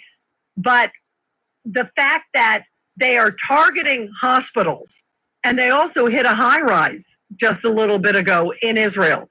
So these are people who clearly have no limits. They're trying to send a message. They don't care how many civilians or babies get killed. And to me, it shows just a different level of ruthlessness. Israel is going to great pains and even telling the Iranian citizens, because there's a lot of great citizens there. So they're telling the Iranian citizens, get out if you're near this location. Get out if you are near this nuclear reactor or this city. In other words, the bombs are coming. They're giving forewarning. And then on the flip side, you got Iran hitting high rises and children's hospitals. What does that say to you, Robert, about who these people are? Your thoughts? Well, it's like a rhetorical question, and I just want to emphasize the world, the inconsistent response of the world. Now, in terms of what we're talking about now, the press secretary, the statement that she read from President Trump, let me just be clear. He said, quote, based on the fact that there's a substantial chance of negotiations that may or may not take place with Iran in the near future, I will make my decision whether or not to go within the next 2 weeks, unquote.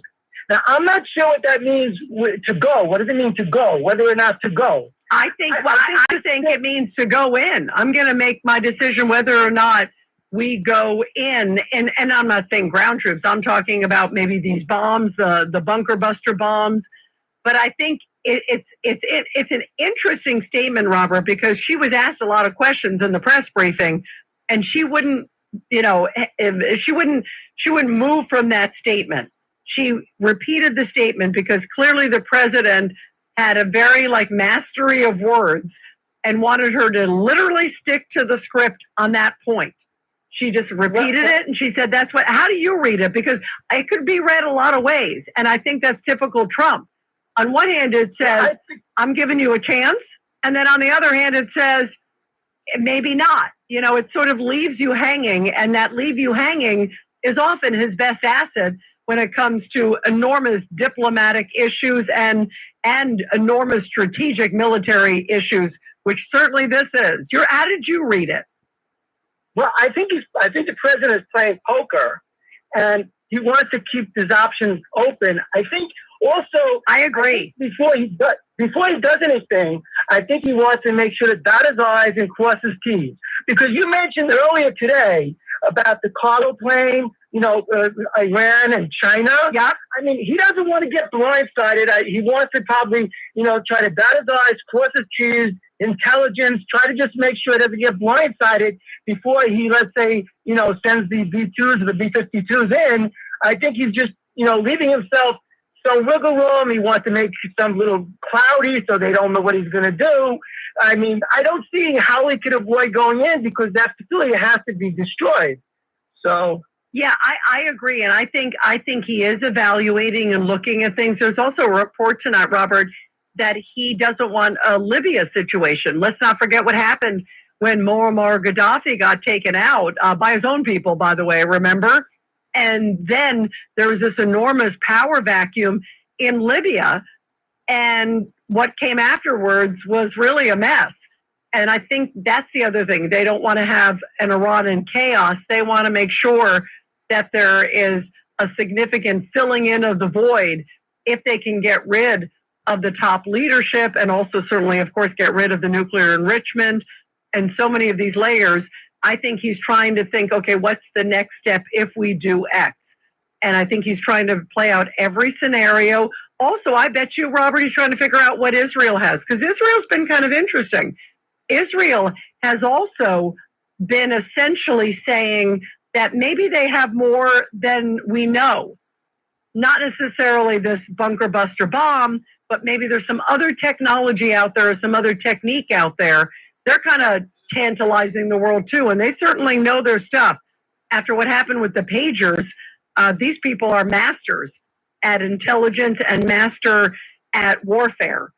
So I think there's a lot of things that are on the table that we don't know about that either the U.S. may have or Israel may have. And maybe President Trump's trying to see, can Israel do it alone, where the U.S. wouldn't even have to. Maybe they can be quietly behind the scenes, but not so out front. So big stuff. Nothing could be bigger than this, Robert. Thank you, Robert. Great points. You always have some good ones, my friend. 1-800-848-9222. And everybody, you're listening to The Rita Cosby Show. We're going to continue calls after the break. The Rita Cosby Show.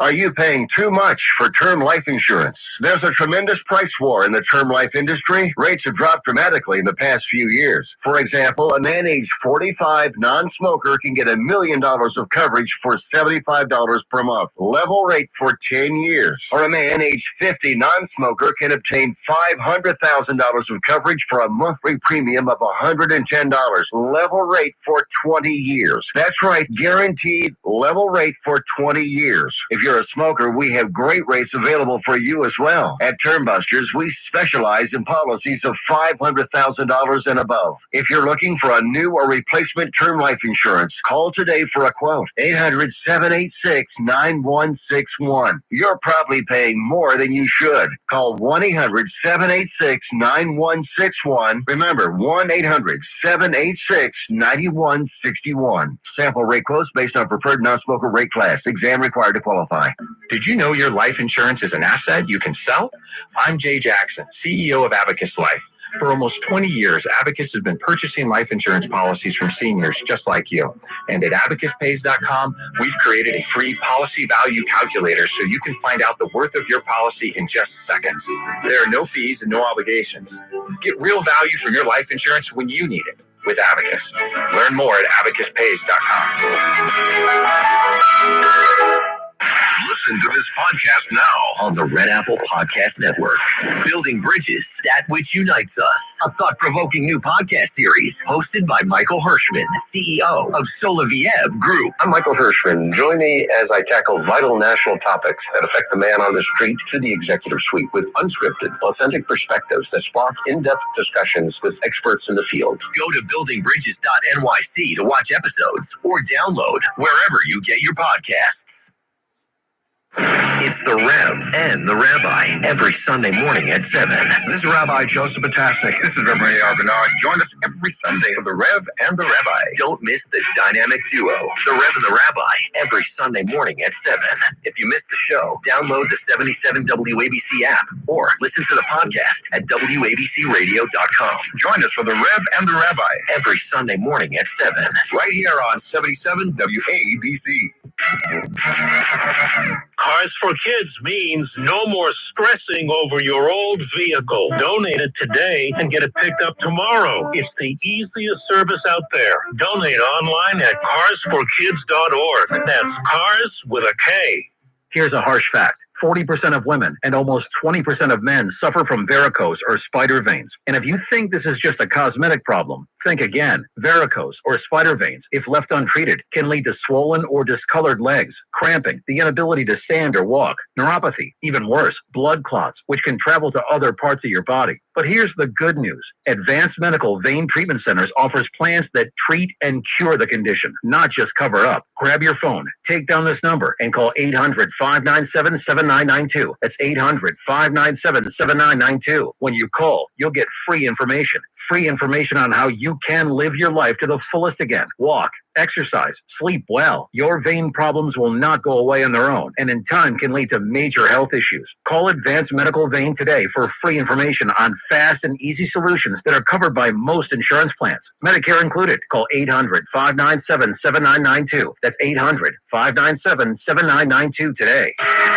This is 77 WABC Newsroom Extra.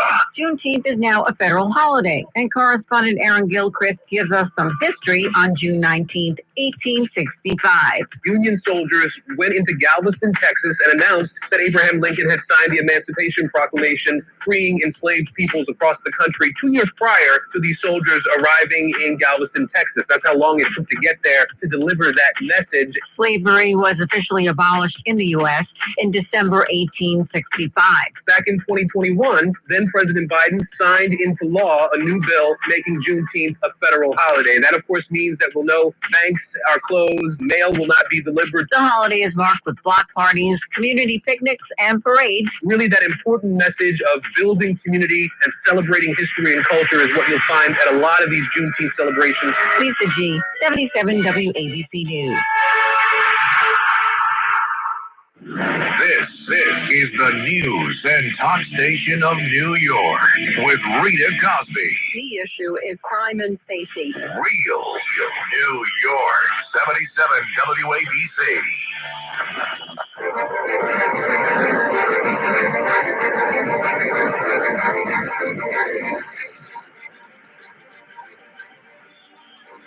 It's the Rita Cosby Show.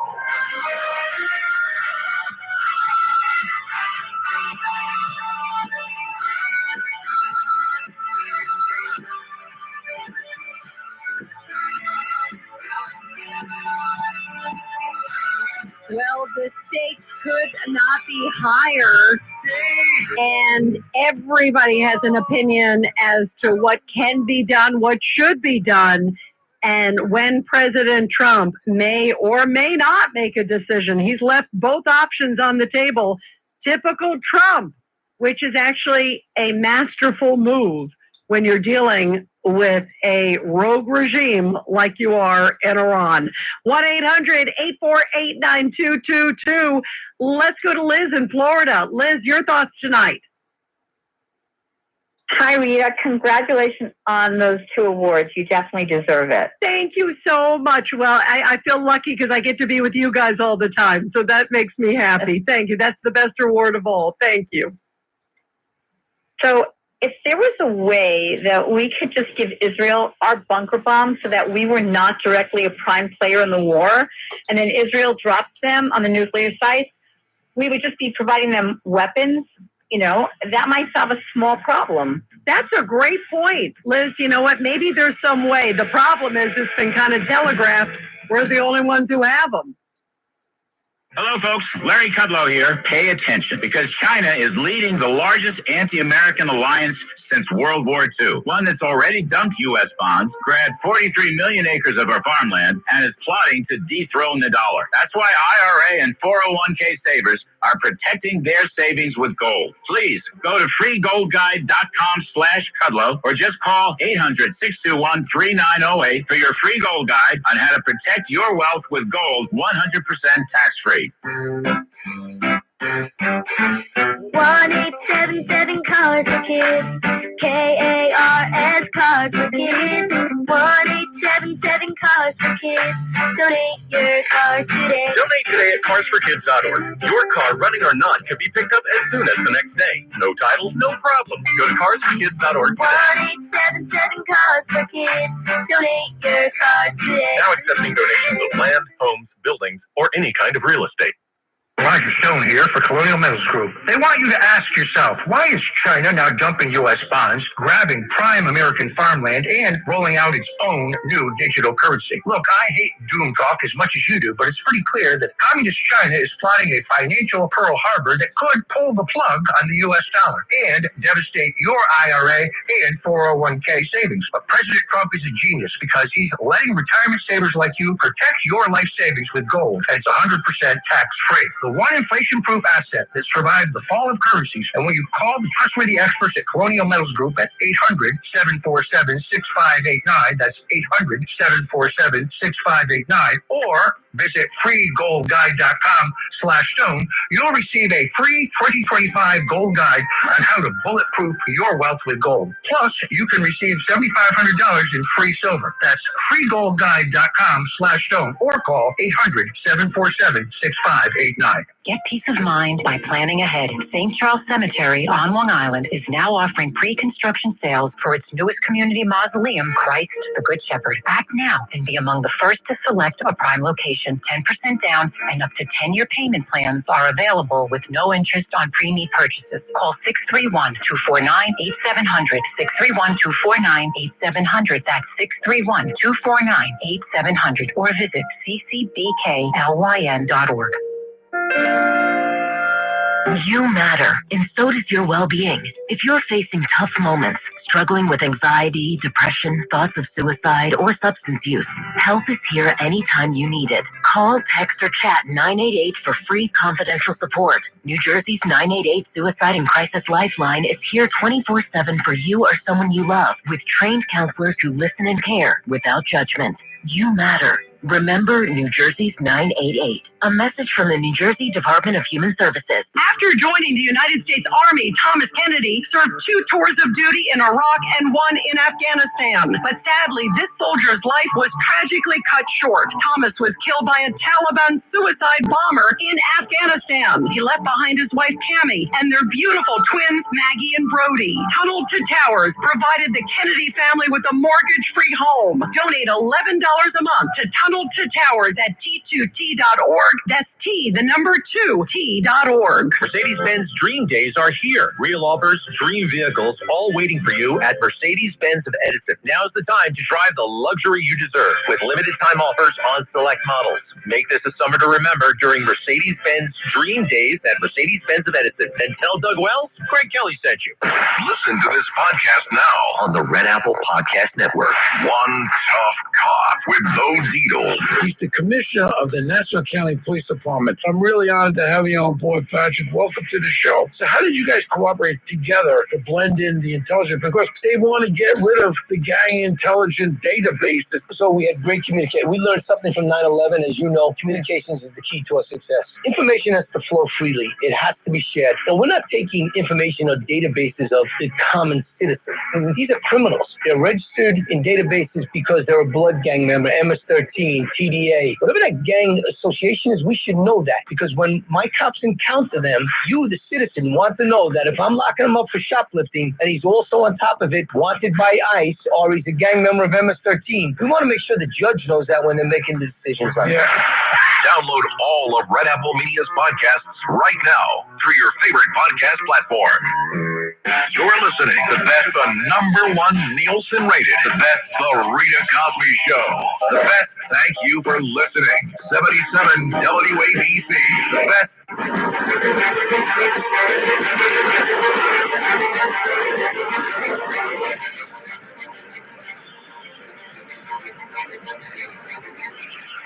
Rita Cosby is on. The Rita Cosby Show presents Back the Blue. And this Back the Blue segment coming from Gasparilla Island in Florida, where a Lee County Sheriff's deputy had to spend time comforting and helping a 9-year-old girl after a shark bite and partially severed her hand. Can you believe this? While she was snorkeling in Boca Grande in Southwest Florida. The water attack happened on June 11th as Leah Lindell was snorkeling underwater just off a beach when a shark attacked her and tore into her hand, partially severing it. When the girl emerged from the water, her mother said her daughter's hand up to the wrist was drenched in blood. The mother ran over to sheriff's deputies who quickly responded to the scene. The mother said, "I see her hand hanging like a piece. There is blood everywhere." And upon responding to the situation, the deputies worked to confront the little girl. Her hand and arm were wrapped in beach towels as the deputies and emergency crews tried to stop the bleeding. As the deputies and EMS crews waited to airlift her out, the deputies continued to keep her calm, saying, "Don't worry, you are so brave. Stay strong. You are such a strong little girl." Leah was then immediately flown to the hospital where she underwent emergency surgery to reattach her hand. The doctors were able to do some miracles and put her hand back together. She's going to be in the hospital for a while and then physical therapy, but is thankful that her hand is going to be okay and she is alive. By the way, bystanders who witnessed the attack said the shark was about 8 feet long. And in the aftermath of the attack, a deputy is seen in the body cam footage thanking and shaking hands with all who had helped to wrap the towels around Leah's hands. And obviously, you see him comforting deeply the little girl in her dire time of need. And bravo to our great men and women in blue, always helping people, whether they're on land or at sea. And everybody, we are talking, of course, all these huge developments happening tonight that are happening on Israel and Iran. There are also reports that these mysterious cargo planes have been seen flying into Iran, Chinese planes that seem to be either going into Iran, they're sort of getting off the radar, or indeed going to a third country. There are reports of others, and then somehow they're coming into Iran afterwards. China and Iran are very close. Also, let's not forget also that China and Russia and Iran are very close, and throw in North Korea too. So what could be coming in on those cargo planes? Well, earlier today, we talked on Katz and Cosby with the former Secretary of State, Mike Pompeo, and here is what he told us. There's been talk around that China has been sending in some, cargo airplanes? Yeah, they've been seeing these Iran? planes, which is interesting, like going via Iran. There's 3 of them, and they believe it's carrying some sort of military assets, and they believe they're sort of transporting it to a third country and then bringing it into Iran. Obviously, you know, China and Iran have a strong relationship. How big of a concern is that, Mr. Secretary? Oh, it's interesting. I've seen that reporting. If I were the Iranian leadership, I'd be really disappointed. Right? They had a lifetime partnership with the Russians, same with the Chinese, and to date they have done almost nothing to help them. Even if they've flown, goodness, 3 cargo planes. And I'm not sure what you put on them. I hope it's not. You know, maybe it's worse than we all think. Maybe it's nuclear components or something like that. I suppose. But boy, the response, the support for the regime in Iran from the Russians and Chinese has been anemic or worse. And so they have picked the losing horse in this. The Chinese and the Russians picked Iran, not Israel. They have lost, and that is a really good thing for the United States of America and for all of us who love freedom and basic human dignity. Yet, Blaine Holt, Brigadier General Blaine Holt, former C-17 commander, he had a sort of different theory. And this is what he is concerned about these mysterious cargo planes from China seeming to come into Iran. He's worried the other direction. Listen to this. These mysterious big transport planes that brought the new equipment. Let's assume it's defensive equipment because the Chinese couldn't feel they do that. Yeah, did you hear about this, General Holt, that there were these 3 planes? Yeah. Now, could the Israelis trace what comes out of those and where it goes and what it might do as a result, how it sets up? Let's say it would take out a B-2 bomber, something like that, which would embarrass, obviously, the United States in the process. And if China were to do that, that would be quite a coup for China. Well, Mayor, that's very possible, but that's not where I think the issue is. First off, China's got severe. They just negotiated a trade deal. I highly doubt they want to have the forensics in place to show that they gave the Iranians something last-ditch effort that took out one of our best airplanes. What I'm more worried about with those 3 cargo planes is what did they take out of there?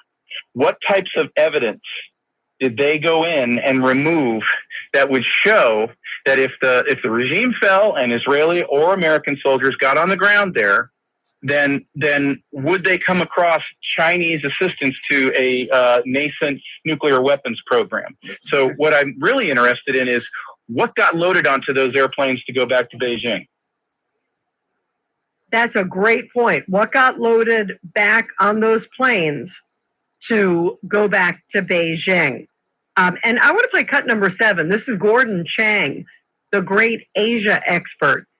And we asked Gordon, what does he think about these cargo planes? Of course, he knows China better than anybody, and this is what he said. All that we know is that China chartered cargo planes, 747s, at least 3 of them, to arrive in Iran. And also we know that they turned off their transponders before approaching Iranian airspace. We don't know what the cargo was. It could have been just missiles or shells. It could have been suitcase nuclear weapons. This is something that the world has a vital interest in knowing. There are people who are saying, well, these cargo planes weren't bringing stuff into Iran. They were taking stuff out. But if that were the case, they wouldn't have turned off their transponders, and China would not have chartered planes. It would have used its own transport aircraft to do this. So we've got to assume that there's no good occurring right here. And we've got to do something about it, because otherwise China is going to support Iran just like it supported Russia, prolonging these wars and causing more death. Yeah, you got to worry. When a plane comes in, they turn off the transponder. We have no idea what was coming in. We have no idea what was coming out. It certainly doesn't sound good.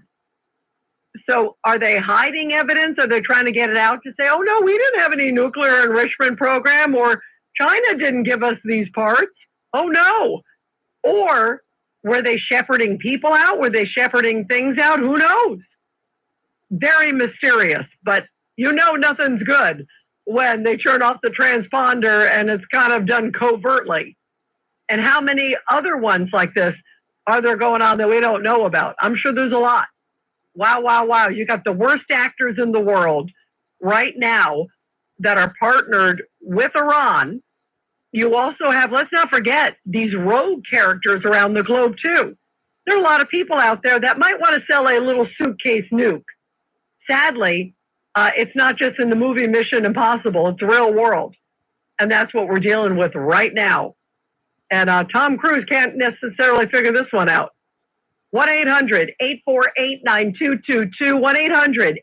1-800-848-9222. And this is the Rita Cosby Show. Let's go to Robert in Hudson Valley. Robert, your thoughts? Congratulations, Rita. Just Thank quickly you. as a point of order, these are B-2 bombers, not B-52s. It's the stealth bomber. It can carry 2 of the... Yes, it is. You're correct. You are absolutely correct. It's the B-2. And by the way, it is the only one that can carry these bunker busters, correct? That is absolutely correct. And it's carried 2 of them. Right because now, it's going to take more than 2 to Exactly. So actually, Robert, what's your background? Because clearly you have a good understanding. My understanding is they would have to have multiple ones, just like you said, because the first one goes down, that bunker buster goes in, and it creates a crater. And then the second one is actually what really penetrates deep enough, potentially. But like you said, it might even take 3 or 4, which means obviously multiple planes, certainly multiple bunker busters. But they believe I'm an engineer. Oh, you are? And I follow the defense industry, but and it's going to probably take 4 to 6. But my point is that we start with the premise or the fact that Donald Trump will be president only for 3+ more glorious years. We don't know who will follow him, Democrat, Republican. What does that have to do with what's going to happen in the next 2 weeks or earlier? Well, what it has to do with is I don't think any of us trust the Iranians And if Trump were to go for a negotiated peace with inspection deal, I can't trust the Iranians to go along with that myself. So I am hoping that he will do the irrevocable. If you blow up the place, done deal. And that would be my hope, because yes, we can say the Iranians, now that they've been decimated, will negotiate and all that, but we could never trust them. And then just look how Obama gave them $1.5 billion. He set loose people who were about to be convicted in the United States of supplying the sensors and things like that for the centrifuges. To me, I hope the president makes the irrevocable decision to blow the damn place up, so we wouldn't have to worry about it for a while. Yeah. I think that would be the best part of his legacy, and I think he's being very coy and clever. He's giving a chance. But hang on, Robert. Hang on. What about if there's some way that Israel could do it? That's, I know we're the only ones that have this bunker buster bomb, right? But in addition to that, Israel's been kind of coy in the last few days. And I always look to see how people respond. And a number of these senior intel folks out of Israel are almost hinting in a way that maybe they have some capabilities. Unclear if it's enough to take out this Fordo one, the one that's the 300 deep nuclear facility. But they are kind of hinting that they may have some other technologies or some. He's trying to lock into the HD. There's no HD station there.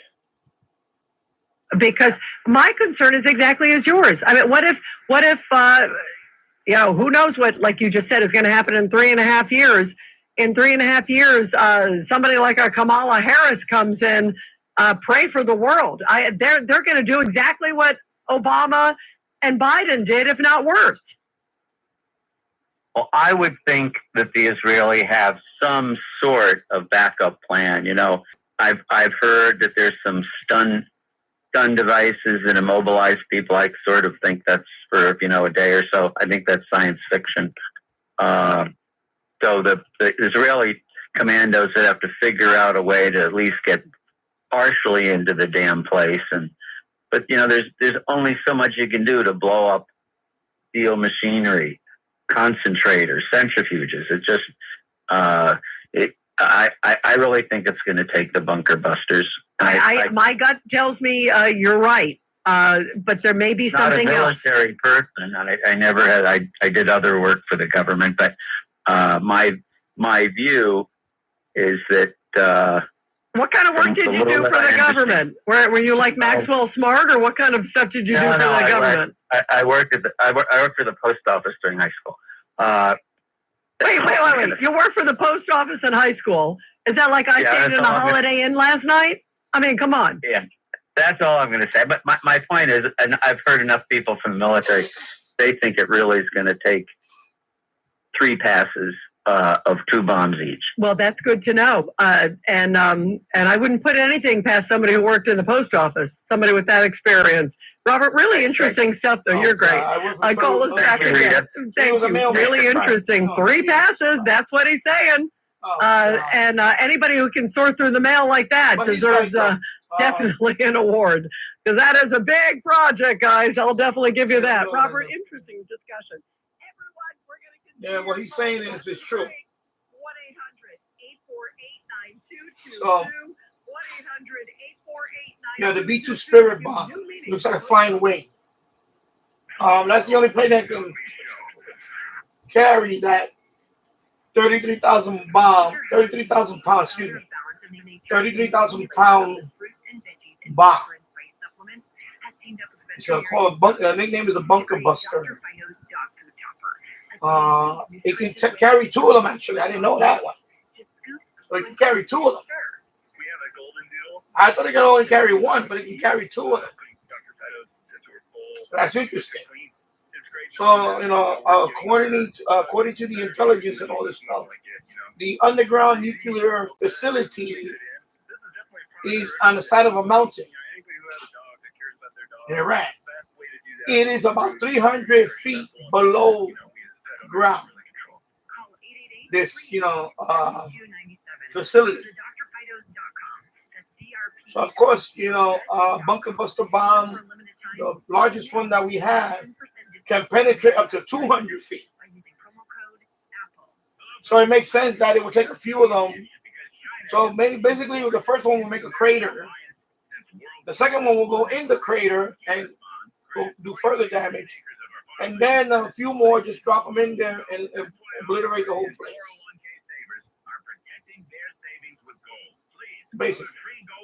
Basically obliterate the underground facility. But you have to, I guess the first couple of them, it is just to create the crater. And then you surgically drop the others inside that crater and let it wreak havoc. Basically. So yes, it will take more than one flight. Or maybe 3 B-2 Spirit bombers flying by. So it'll be my thinking at first I thought it was gonna be one flight, one bomb, come back, one flight, one bomb. But no, it's they got several of them up. Each of them gonna have at least each of them gonna have 2 of those bombs. So there you go. Not to be confused with the mother of all bombs, which is the largest conventional weapon we have. But that one is not made to penetrate. That one is more of a high explosive. It's more of an aerial blast. The way the Moab works is they drop it off. They roll it off a C-130 because it has a big parachute on it. And I guess they detonated it right above ground for the maximum blast. Because that one is more massive blast in terms of air blast. It's not a ground penetrator. The bunker buster is a ground penetrator.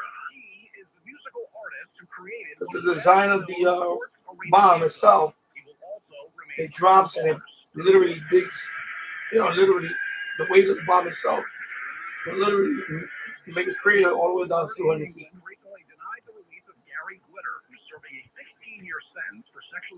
So it's designated as an MOP, Massive Ordnance Penetrator. Okay. And the mother of all bombs is a Massive Ordnance Air Burst. Yeah, air burst. So there's a difference. So definitely it will be the bunker buster. That will be the preferred method to destroy that underground complex. And like the caller just said, it will take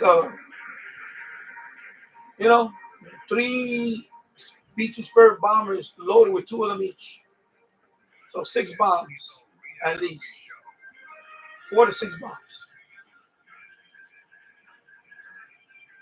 Otherwise,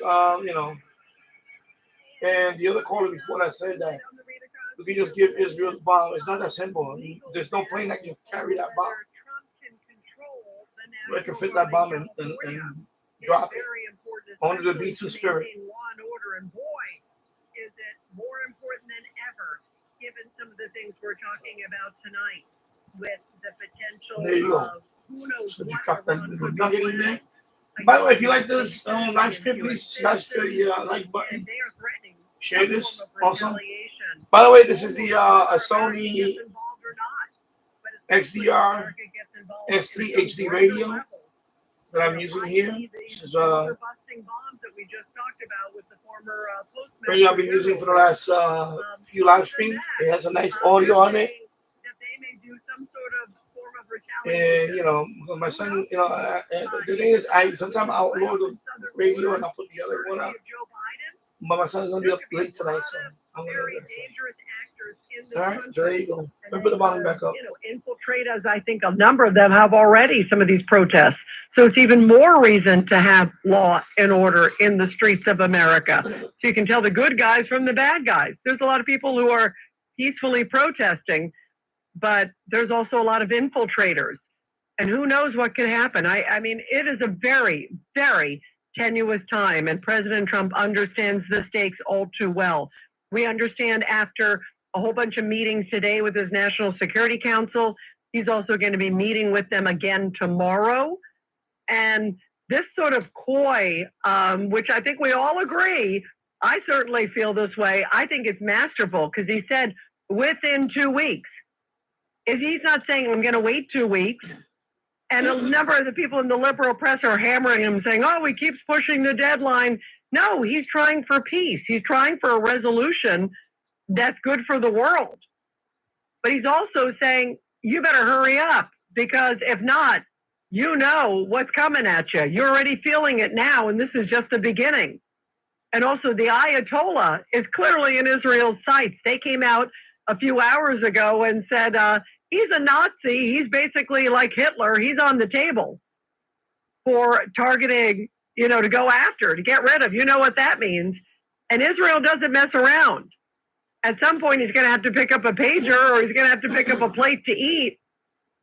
He's going to have an aide with him. I mean, they are masters. Who knows what else they have in store for the supreme leader of Iran and the other mullahs that are there in Iran. 1-800-848-9222. 1-800-848-9222. Let's go to Mark in New York. Go ahead, Mark, on line 4. Yeah, I had the same idea that your General Blaine Holtz had about getting the material out.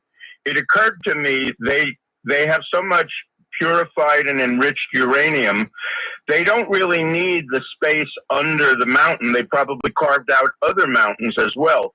But they want to preserve whatever they've already enriched, and what better way than say to their partners in the Axis powers, hold on to this for us. You have plenty of storage space. By the way, about what you were saying about the Israeli ingenuity, remember how they dealt with the dug tunnels in Gaza? They used the forces of nature, namely water from the Red Sea, to flood those tunnels, which, of course, was the metaphor for Pharaoh, who was with his chariots were drowned by the Red Sea when God parted the waters. Yep. So I wouldn't be the least bit surprised if the Israeli thinkers in the military use the forces of nature in various ways, not just bunker buster bombs. That's a great point. And who knows, Mark, who they have inside, too. I mean, it seems like they've got a lot of people cooperating with them. They even suggested that.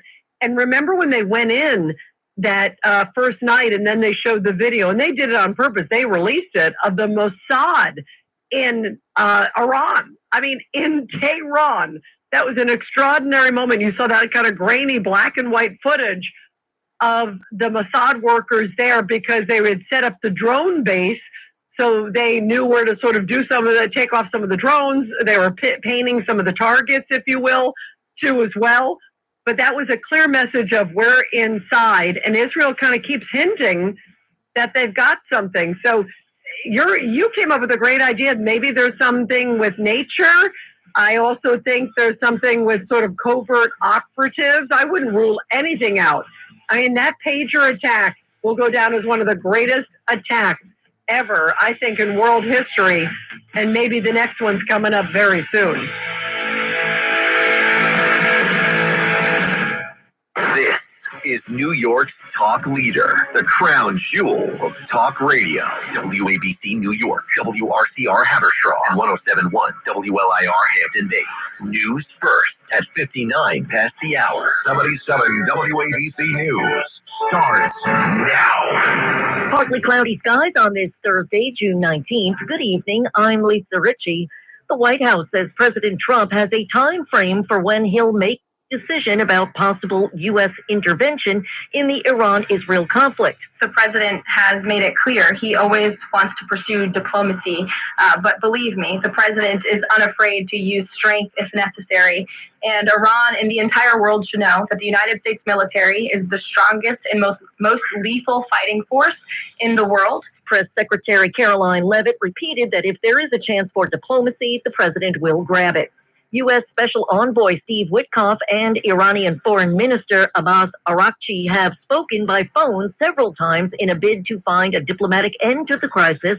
Araghchi said Tehran would not return to negotiations unless Israel stopped the attacks, which began on June 13th. The talks included a brief discussion of a U.S. proposal given to Iran in May that aims to create a regional consortium that would enrich uranium outside of Iran, an offer that Tehran has so far rejected. The last American hostage to be freed by Hamas is returning to his hometown of Tenafly, New Jersey. Lisa Taylor reports. Edon Alexander was set free last month after being in captivity for nearly 600 days. Hundreds of people gathered for an afternoon celebration in downtown Tenafly for the 21-year-old. The Tenafly High School grad signed up to join the Israel Defense Forces when he was 18. He was captured during the Hamas October 7, 2023 attack on Israel. I'm Lisa Taylor. There was a shocking discovery in a New Jersey apartment building. Noam Layton has more. Jersey City cops have a murder mystery to unravel after they made a welfare check on a 91-year-old man who they found dead. The medical examiner says Anquan died from blunt force trauma. Neighbors, well, they're freaked out. I worry for older people like my mom, or even young people, because if they're crazy people out there, but they don't know who did it, they don't. Okay. Cops unsure who would want Quan dead. He lived in a building with security cameras and 2 locked doors at the front entrance. Noam Layton, WABC News. The accused Gilgo Beach serial killer will be back in court again July 17th. The questioning of Nathaniel Adams wrapped up Wednesday. He was called by the defense as a software expert in an effort to throw DNA evidence out. Rex Heuermann's lawyer believes the trial won't begin until 2026 at the earliest. New York City's Board of Elections says early voting's a big hit this primary election. New Yorkers have their voting plans in place. I have an idea of who I'm going to vote for, but I just need to do a little bit more research before that happens. I think that I have to do it tomorrow. I'm doing it all, but you got to be responsible. Everybody's vote counts here. Nearly 170,000 ballots had been cast by the time polling sites closed on Wednesday. Primary day is Tuesday. Today celebrates Juneteenth, commemorating the end of slavery in the United States. Harvard professor Annette Gordon-Reed lists some activities for families of color to help recognize the day. Use it as a day for young people to think about their family history and maybe interview older members of their family and sort of keep the chain together. It became a federal holiday in 2021. Most banks and post offices are closed. Schools across New York State and federal offices, and the stock market are all closed on Thursday. A New York City-based artist is at the center of an assault aboard a Southwest Airlines flight.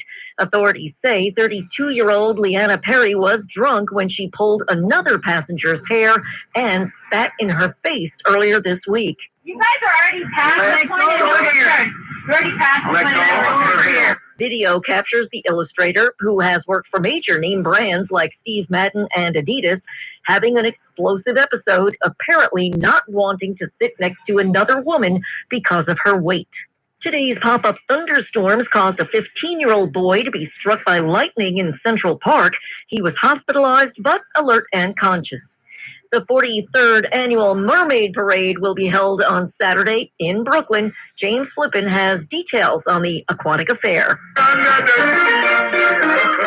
It'll start at 1 p.m., rain or shine, at West 21st and Surf Avenue. It rolls east to West 10th Street with marchers and push-pull floats. The event, inspired by the Coney Island Mardi Gras parades of old, began in 1983 and now attracts visitors from all over the world. For many, it's considered a must-do New York thing and counts as one of the official opening events of summer in the city. James Flippin for 77 WABC News. In sports, the Yankees beat the LA Angels 7-3 during a soggy afternoon game today. The number 2 world-ranked female tennis player has been upset by a player ranked 49th. Coco Gauff has been bounced from the German Open after an early round upset in a second-round matchup with China's Wang Xinyu. Your forecast tonight: scattered thunderstorms give way to clearing skies, below 67 degrees. Tomorrow's outlook is partly sunny, a bit breezy with a high of 85. Saturday looks partly sunny and warm with a high of 88. And for Sunday, we're calling for partly sunny skies with a high near 90 degrees. We have partly cloudy skies outside of our Midtown studios right now. I'm Lisa Ritchie. Remember, the news never stops at WABCRadio.com.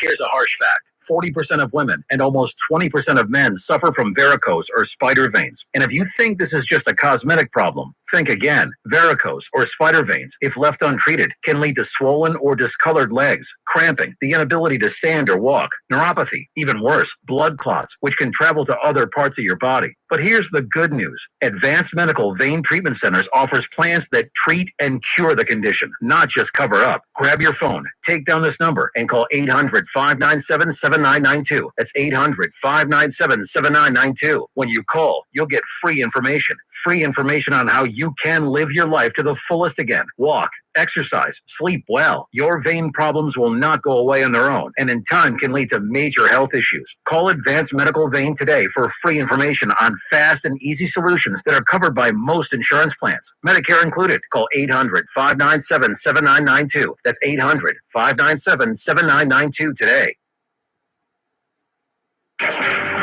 Feisty, fearless, and fair. She's an Emmy-winning journalist from the White House to war zones, telling all sides of the story. This is the Rita Cosby Show. I know your name is Rita. Drink the goddamn very sweet.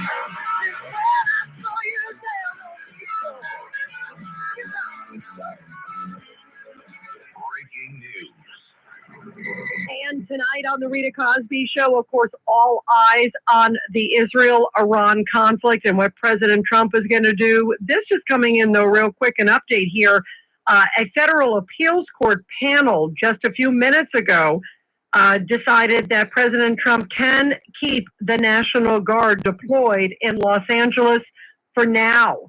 It is a 3-judge panel from the Ninth Circuit, U.S. Circuit Court of Appeals. They unanimously extended the pause, saying that essentially the deployment of the National Guard under President Trump is okay for now. It's a small victory. It's a big victory, but it's a short-lived one because there's also a separate case that's going on with a justice, and tomorrow a hearing in that case is taking place. So there'll still be a whole bunch of different simultaneous court cases taking place, but at least for now, this 3-judge panel with the appeals court siding with President Trump, saying that he has the ability to have law and order and to have the National Guard under his purview.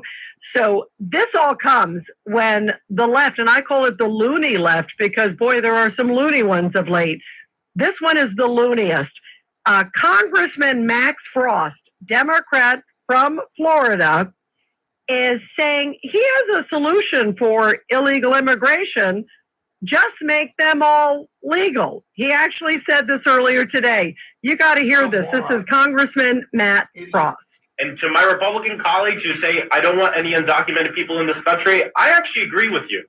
So let's document every single one of them. Speedy path to citizenship. That's how we fix this problem.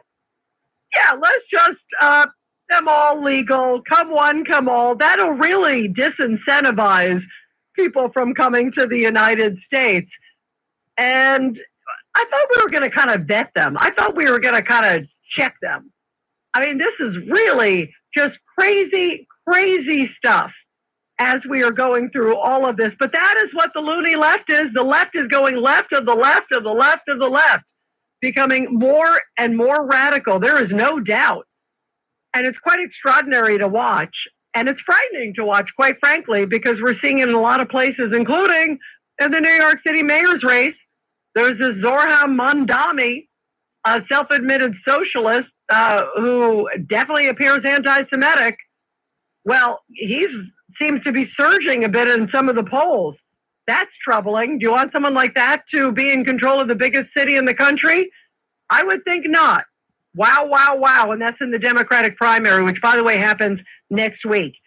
And of course, safety and security could not be more paramount. That's the bottom line. Who's going to keep you safe? And President Trump came out today via Caroline Leavitt, his White House press secretary, who made the announcement. And this is what she said. She started her briefing today with a very powerful statement. And President Trump clearly chose her to do it versus him come out and say it. He just wanted it to be tight, concise, and here it is. I have a message directly from the president, and I quote, "Based on the fact that there's a substantial chance of negotiations that may or may not take place with Iran in the near future, I will make my decision whether or not to go within the next 2 weeks." That's a quote directly from the president for all of you today. And Prime Minister Benjamin Netanyahu putting out a statement just a little bit ago saying, I trust Trump's judgment. I trust his view of where he is going to go with this. Clearly, he is getting the best information, but he doesn't want to be the guy who allows Iran to get a nuclear weapon in any capacity under his presidency. He doesn't want it at all, obviously, ever. But what kind of president would ever want that? And certainly not President Trump. 1-800-848-9222. 1-800-848-9222. Let's go to BJ in Queens. Go ahead, BJ. Hey, Rita, congrats for the 2 awards you deservedly got. Thank you very much, BJ. So appreciate it, my friend. Anytime you need people to help in the partake of libation or catering down there in celebration, give us all a call and we'll all come down and gladly help you out if you want to throw a party for your listeners. Thank you. By the way, that would be so great, but it would have to be a long party. We can't just do a short one. It has to be a long one so we can all have a great time and hang out. Thanks, Jay. So getting back to this, I hope people really don't lose faith in our president. He has information and inside baseball that we don't all have.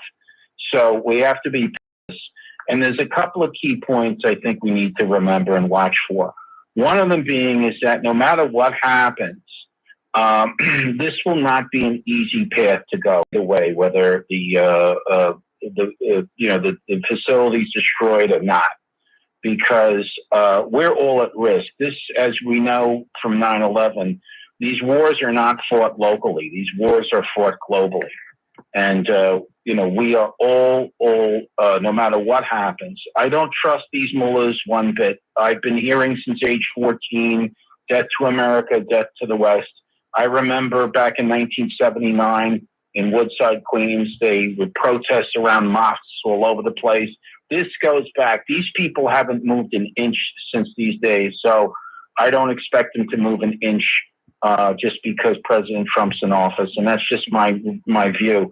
But by the way, I agree. And even if the problem's going to be, BJ, and Trump knows this, he is not naive by any means. But what if they say, oh, yeah, all right, you convinced us. We're going to give up everything. Yeah. You turned our country halfway to rubble. Okay, we're going to give up. How are you ever going to trust them? I mean, clearly Trump is going to have the right things to follow up to make sure that they enforce it. You're going to have unfettered access. But you don't know if we know all the sites because we keep kind of hearing about new sites that keep coming up. How many other sites? Or other thing, BJ, is what we talked about, in the last hour. You heard probably, I hope, the comments from Blaine Holt, which I thought were really powerful, where he said these cargo planes coming in might be moving stuff out that, who knows when they move them back in, or who knows what else, what sort of tentacle is working and helping them. Maybe there's some bad actors in China or elsewhere that are working in cahoots with them. That's why when you find evil, you got to stamp it out right away. You cannot let it grow like a cancer, BJ. Oh, no, I agree. And you had a caller on a couple of nights ago, Jimmy from Brooklyn, who totally on point when